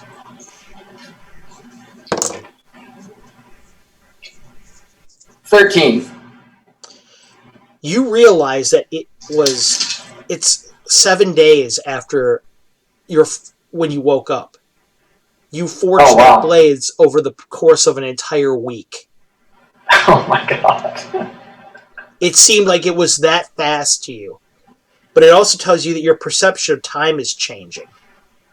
Just like it is with her. It's the things that seem, it's that really weird elastic sense of time that you get now. And you remember what it was like when you first met her, how she seemed so out of sync. It's starting to happen to you now, too, you realize, where your perception of reality is shifted so much. So you worked that blade for 7 full days. In the meantime, you still have time to learn a couple spells if you wish. Do you wish to try and learn any spells today, or would you like to just go to bed and give that a miss until tomorrow? Or until some later point? I will try to learn ESP. Okay, you're going to try and learn ESP. I need you to make me a percentage die roll. All right. That is, what is that? That is 66. And you have successfully learned ESP. You study the formula. You commit it to memory using your Read Magic spell. You have 3 uses of Read Magic left today. And by studying that spell intently, you think you can recast it without... you can memorize it successfully now. So that's now in your repertoire. Anything else you want to try? I want to try web, because I think the idea of prismatic chrysanthemums and shadow as web is awesome. Okay. That is 69. Okay.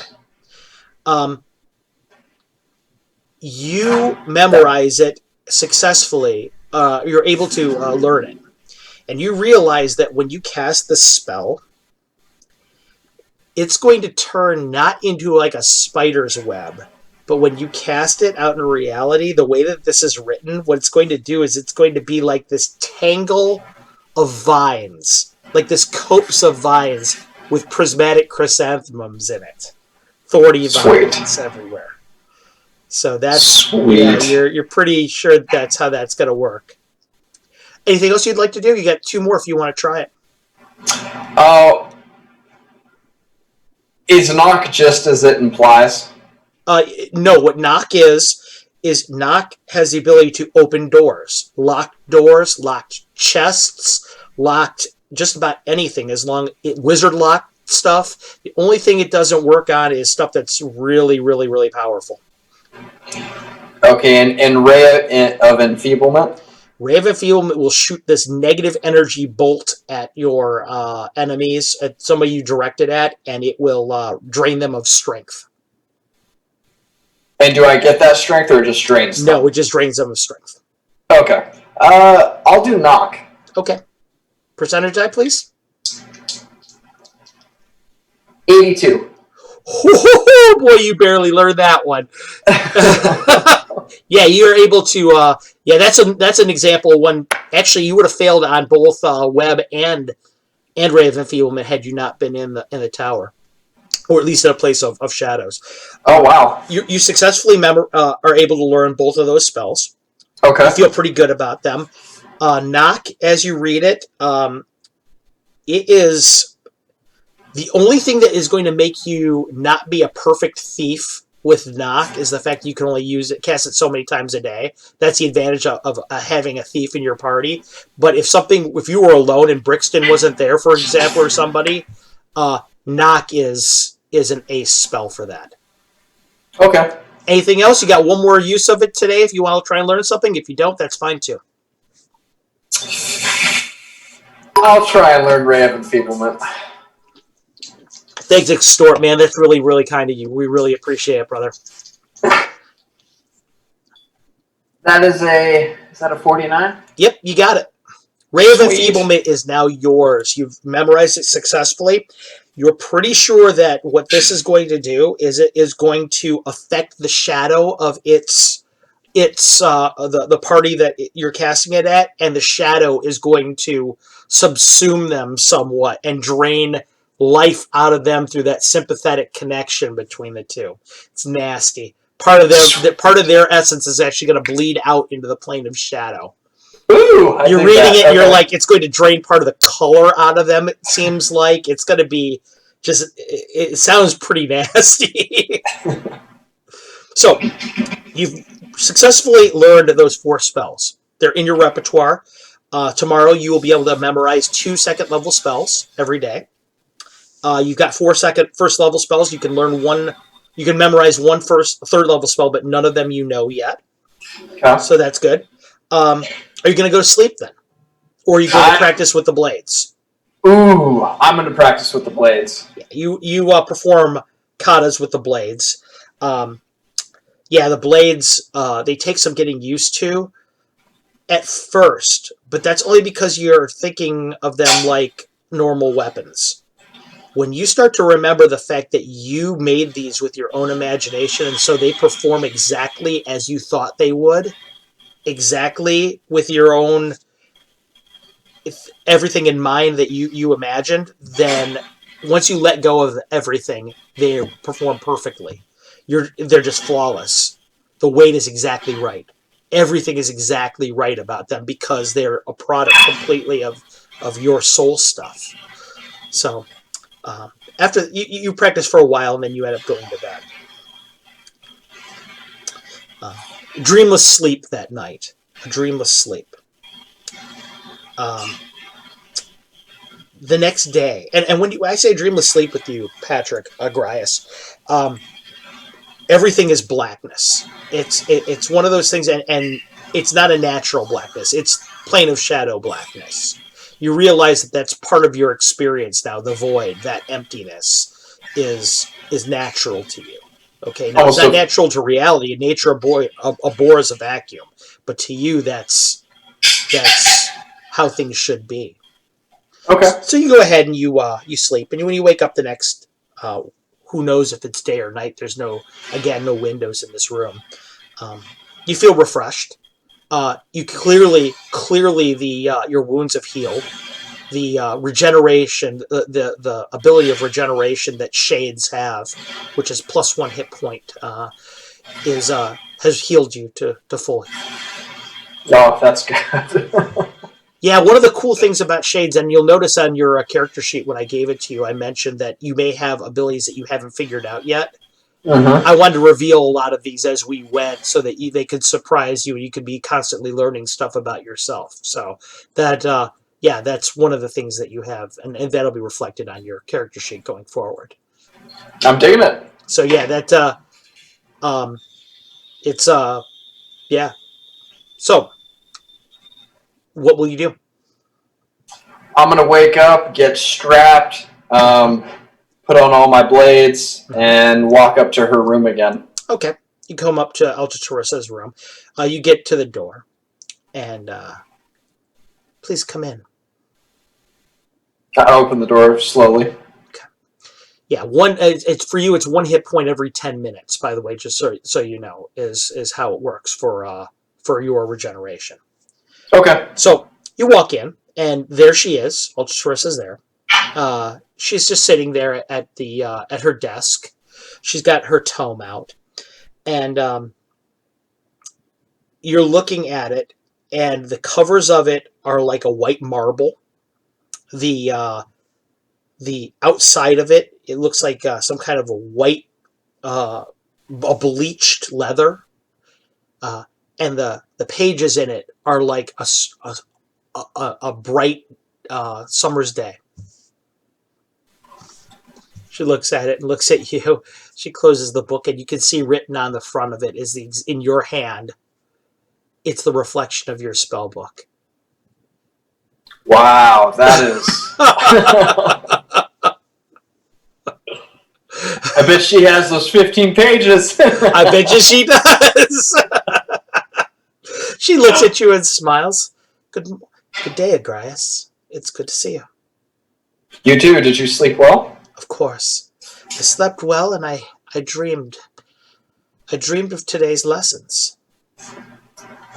Oh, did you? She nods. I dreamed that you would ask me, or that you were curious about the roads, about the paths, where they led, and how they unfolded. And so, I think it falls to me to educate you. It would answer many of my questions. She nods. She takes the book. That's the purpose for this. And she opens up to the last 15 pages. And on it, there's a circle. And everything is written in there in this black India ink. Everything just kind of stretches out these 8 radial points from it. And in your handwriting, there's these names. One of them is the path of entropy. One of them is the Road of Dark Metamorphosis. One of them is the Path of the Night Garden. Another one is the Road of the Umbral General. Another one says the Path of Night's Thousand Eyes. Another one says the Road of Dawnbirth's Daughter Shades. Another one reads the Ephemeral Path of Dusk. And the last one reads the Causeway of Shades. She looks at it. She points down at the one that says the Road of the Umbral General. This is the path you walk now. And you can see written on it, as you look down closer at it, carved into the parchment, not in ink, it's like embossed on there. You can see it's actually a map. And it's this, all these little destinations like towns and cities and things unfolding with these little notes written in marginalia and things like that. She points down at it. You see one written on there. Voice of Shadow is where it starts. From the middle, very close, it goes out Congress of Shadows. And it goes out Flicker. She points, and there's a tower right there at the end of Flicker. This is where we are right now. And you realize it's the Tower of Shadows. She looks at it and smiles. She says, this is where we are now. You have passed the Voice of Shadows, mastered the Congress of Shadows, and Flicker. And now you wait with me here in the tower. You look and you see that between all of these, there's roadways from the paths that connect to other roadways. It's like this big network, a spider web of streets. And if you wished, you could continue down this path. There's at the end of it, there's a city, a citadel, a destination, and it looks like this this fortified castle in which these legions of soldiers all walk around. And you can see that on the battlements of this castle, you're standing there with your blade out, and it looks exactly like the blade you forged last night, one of them, and it looks like you're commanding these legions. The Path of the Umbral General refers to the command of shadow and reflection. By commanding the reflection of creatures around you, you can command the real as well. You can command people around you as Voice of Shadow does, she says, but continuing to walk it. She laughs a little bit. She says, you could command the substance of their bodies itself. You can make them dance like puppets if you wish. The ultimate expression of it, she smiles, is called the Army of Shadow, in which she looks at the people all around at the bottom of the citadel, and you look at them, and they're all shadows, all of them. You can command a legion of shadows to do your bidding. They will act as an army to you. She smiles, looking at you with almost like she's excited by herself. Oh, and I mean, I'm grinning from ear to ear. I'm so excited. But there are other paths as well that you should know of. Okay. She says. For example, here in the Citadel, if you wish to walk the road to the north or to the south, you'll see this other path. And she sees this one. It says it's. Pardon me. She kind of points it out at you. This is the Path of Entropy one.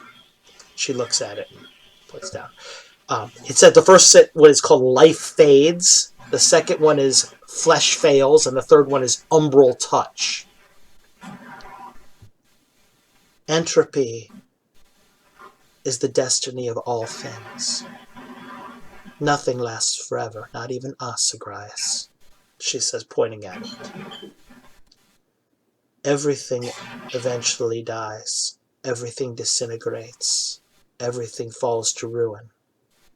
civilizations, flesh, swords, concepts, everything. Walking this path will allow you to master this fundamental force of existence to which all things must eventually bow.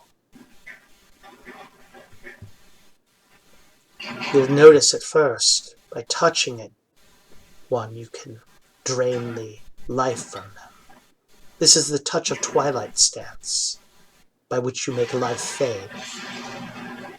Next, you can drain the vitality from individuals.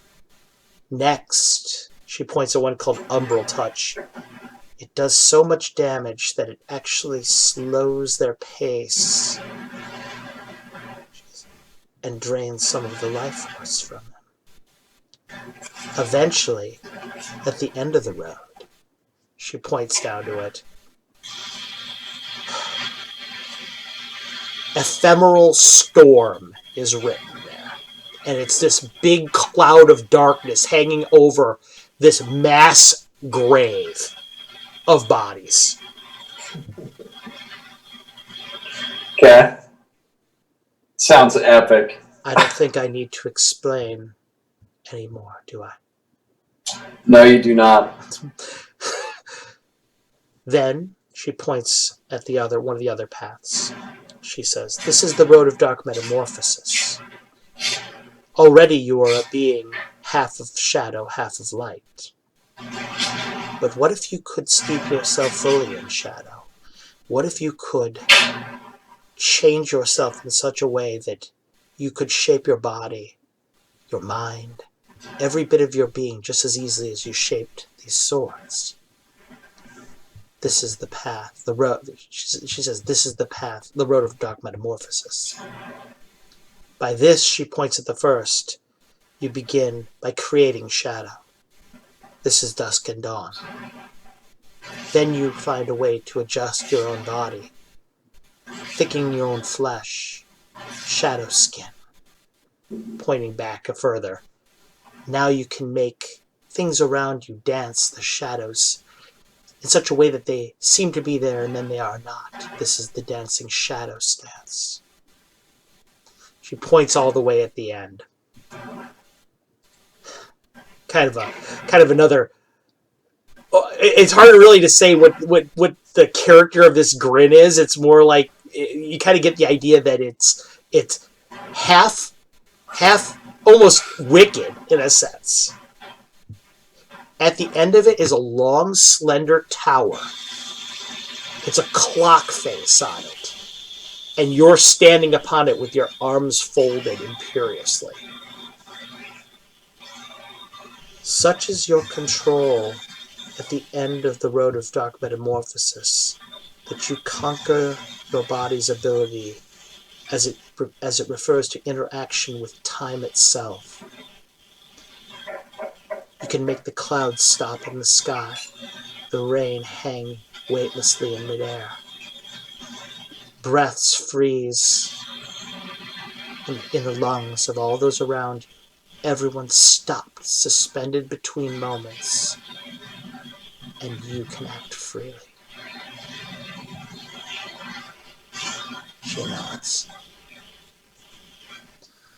One day I will show you a way in which I can dance through a million raindrops in a thunderstorm, the eye of a hurricane, and emerge dry as a bone. But that is a lesson for another day. Points at another one on the run. The path of the night god, she says. This refers to your manipulation of the world around you, the terrain, the substance, the firmament on which you stand. She starts, and it starts with the beginning of it is it's this long. It's like a portico in which a long carpet rolls out. This, you can transform the ground into shadow and slow your opponents. That's the carpet of shadow. Goes further, and the carpet catches flame. Certainly you know of black fire. Intimately. She goes, points at the next one. And this, by which you saw the people running out of the black fire, and they seem to all be caught in the ground to their ankles. This, you turn the ground insubstantial and freeze people in it suddenly. Clinging darkness. At the end of this path, there's a creature that's laying there that looks dead on the ground, all right? And rising up out of its body is its shadow. The stop before this is known as the Tomb of Night, in which you imprison someone in a shadow, draining their soul and their substance from them as they are entombed. The ultimate expression of this is when they rise again as shadow. It is under your complete command and control. You have commanded the firmament of the world such that even in the grave, you retain command of them. She kind of sighs a little bit. You know of the road of the Umbral General. We spoke of this. The path of Night's Thousand Eyes. By this, you must understand, everyone in the world, everyone in all worlds stands beneath the night sky. Even dwarves in their holds, thick within the skin of the world. They stare up, and they are held in abeyance by the sky.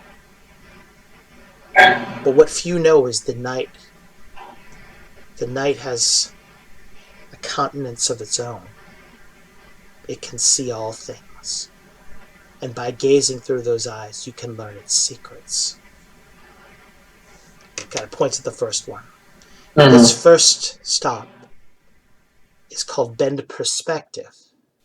You may stand in one point, and you can see as if you were standing in another. For example, you might cast your perceptions around a corner and see someone approaching, and they have no idea you stand there. It's an excellent stance to use when employing another stance. For most spells, you must see your target in order to use them. But by seeing from a remote perspective, you may still use it. And all the while, they'll be none the wiser.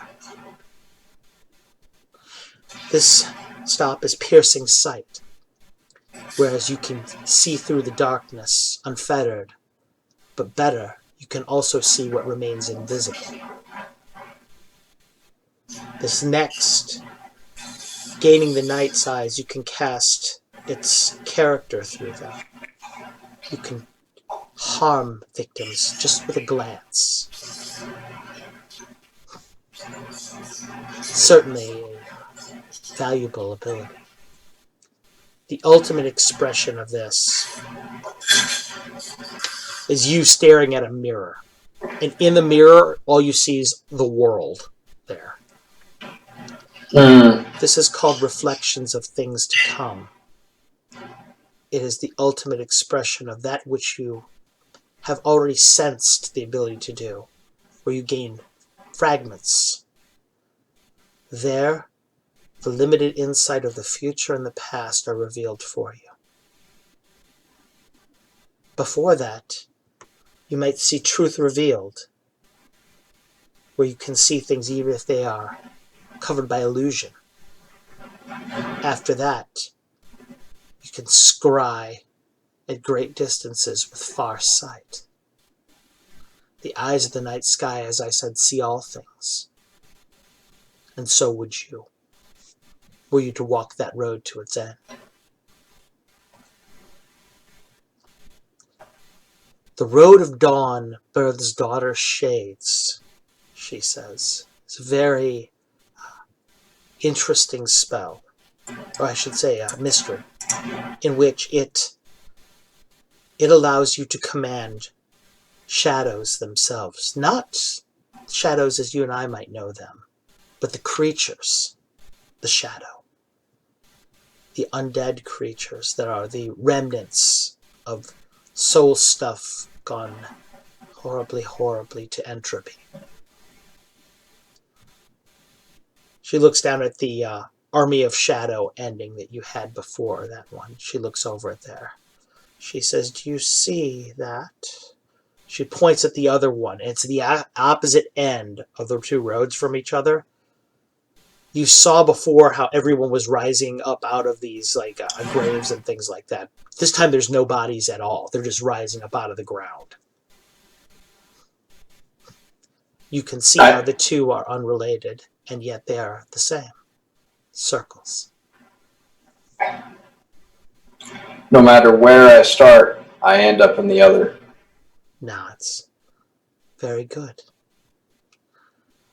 Now, the next path is the ephemeral path of dusk, and that deals with the way in which your mind, your thoughts interact with shadow, she says.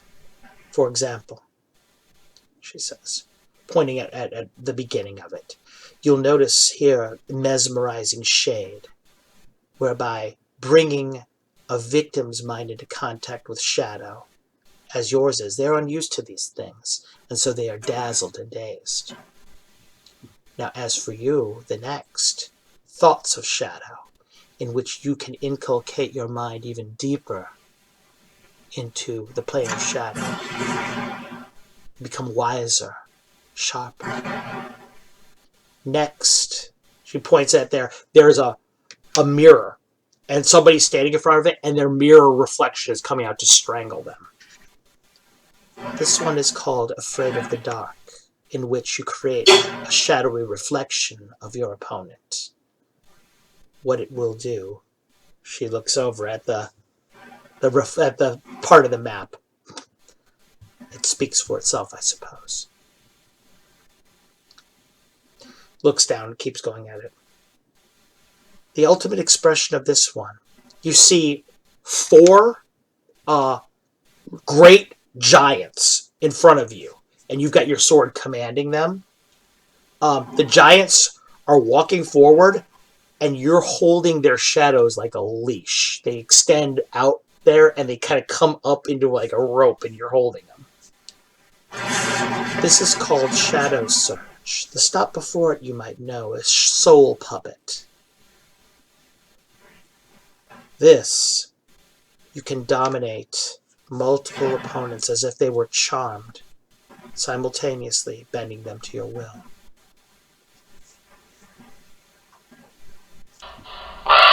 Hey, thanks, Lord Gasumba. We really appreciate it. The last of these is called the Causeway of Shades, she says. By this Causeway of Shades, all things, as you can see on these roads, these paths, they travel. They travel great distances. So, too, can you do the same. The ultimate expression of this, she says, pointing down at it, and she looks down at one of them, in which it's very strange. You see it's like a bridge that goes over the air and ends up in a different place. She says, this is called the Shadow Door. You open the door in one place, and you go far, far to another. You'll notice in this place where you begin, she points, looks like a normal place. The other one looks like it's got this rainbows kind of drawn in the background. This is the plane known as Asgard, she says. You see, the road can take you to all continuums, all places. The ultimate expression of this is you walk a road of your own forging now. You can go to different planes, different times. Do you see now what a master of these paths, these roads, is able to accomplish? I do. Good. But there is more to know. For as everything in shadow magic has a reality and a symbology, a reflection, by affecting one you affect the other. So too do the paths have reflections. You will notice that there are 8 paths, 8 roads, just as there are 8 schools of magic. Everything from abjuration to transmutation. You learn these things at the Abbey. So too there are 8, and they are reflections of the 8 schools of magic. Conjuration is a travel spell, she says. Enchantment is a way by which you can command your enemies. Evocation, bringing energy into the world where once there was none. Do you see? These are just reflections of the paths. The schools of magic. It's like a great, invisible constellation. All the stars connected in the night sky. Brilliant, beautiful to behold. It is ours to command the spaces between, and that is where the roads lie. She closes the book, puts it down. And so you now know the roads that you walk. You know when you begin down one where you can expect to end. Your destiny now is in your own control. You will decide the paths you should walk. You will decide where they will take you. I would have it no other way, my student and my teacher. I nod, smiling. So, she says, but we speak of destinies, and we cannot only speak of the art. We cannot only speak of shadow and light. So too we must speak of this world. Where does your destiny take you, Agrias? Where will you go? What will you do?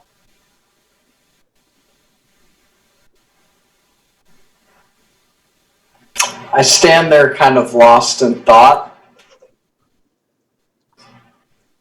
and kind of come to and say, our friends still have need of us, but we also must purify the Abbey.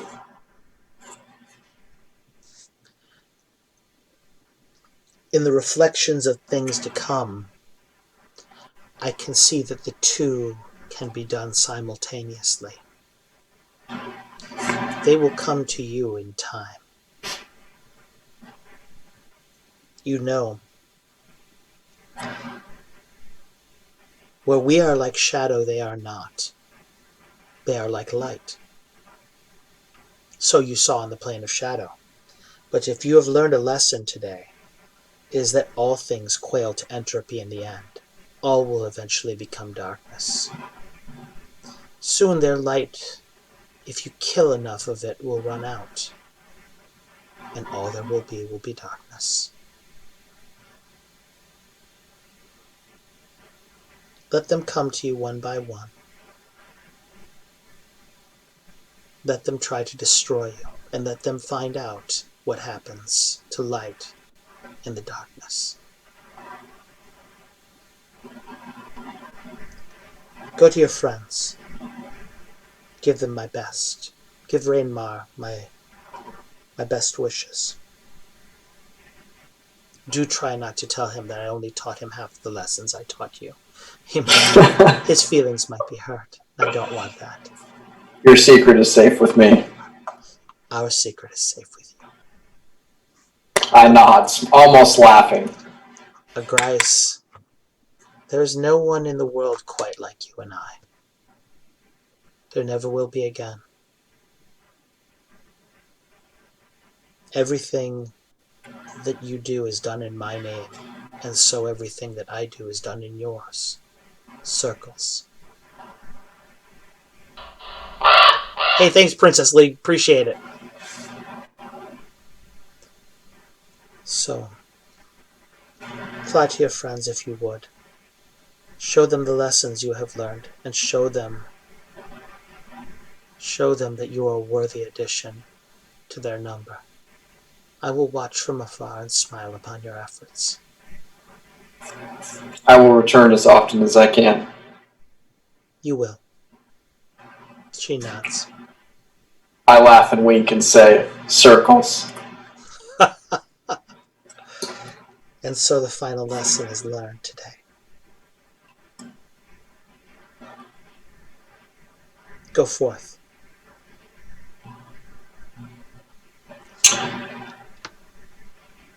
I'm going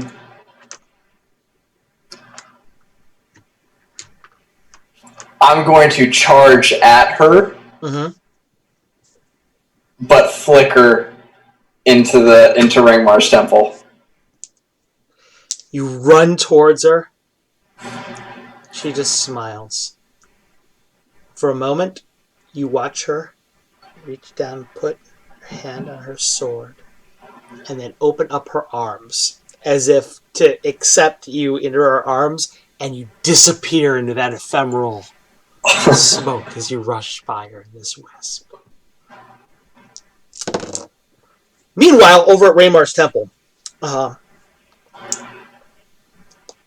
you walk out suddenly of this smoke and distance. You see Norik in front of you, and he looks like he's going to have a heart attack when he sees you. He falls over, he's on his ass. What the fuck was that? He's sitting there in the middle of the library, and you realize that you leapt out of the black fire forge at him. He looks up at you. Oh my Ares be praised. You back for good? He looks at you and grins. I just kind of wink at him and say, I don't know yet. And that's where we're going to end tonight's session. Man, Patrick, I had a good time. Was it fun? Do you like it? You learned a lot. That was fire, Carlos. That was a lot of fun. Thanks, brother. Good, man. It was a lore-heavy episode. I realized that, but we had a lot to cover. You need to learn a lot about the art, a lot about the way Shadow works. I need to get you some magic items because you're way behind the rest of the party in that regard. So I want to get you a couple magic items. You're in great shape now, man. You learned some spells. You know what you're capable of doing a little bit. And when we begin our next episode, we're going to be doing it with a little bit more of the party together, so we'll get a little bit more accomplished. Yeah. Everybody out there in the crowd, thank you so much for watching us tonight. Extort, thanks for coming in. I really appreciate you subscribing and sharing us. That's really awesome, man. Cascavelian, good to see you again. Same thing with Lord Gasumba. It's good to see you again, Jay. I can't wait for Virtual Greyhawk Con. Grindewolf Slayer, appreciate you watching us tonight. Tonight was such a fun episode, man. This is the kind of thing I live for, is the lore part of it. So this is fun for me. Me too. Yeah. When you guys get a chance to see us next time, you'll get a chance to see Agrias and you'll see Raymar together. And what they'll do, who knows? These guys are unpredictable loose cannons. It'll be a lot of fun to see, though, how they the direction in which they carry the party. So for Patrick James Hope, Agrias of the Prismatic Chrysanthemum, and Carlos A.S. Lysing, the Dungeon Master of the First Betrayal campaign, thanks so much for tuning in, and I'll see you guys on Saturday, 8 o'clock Eastern Standard Time. Take care. Later.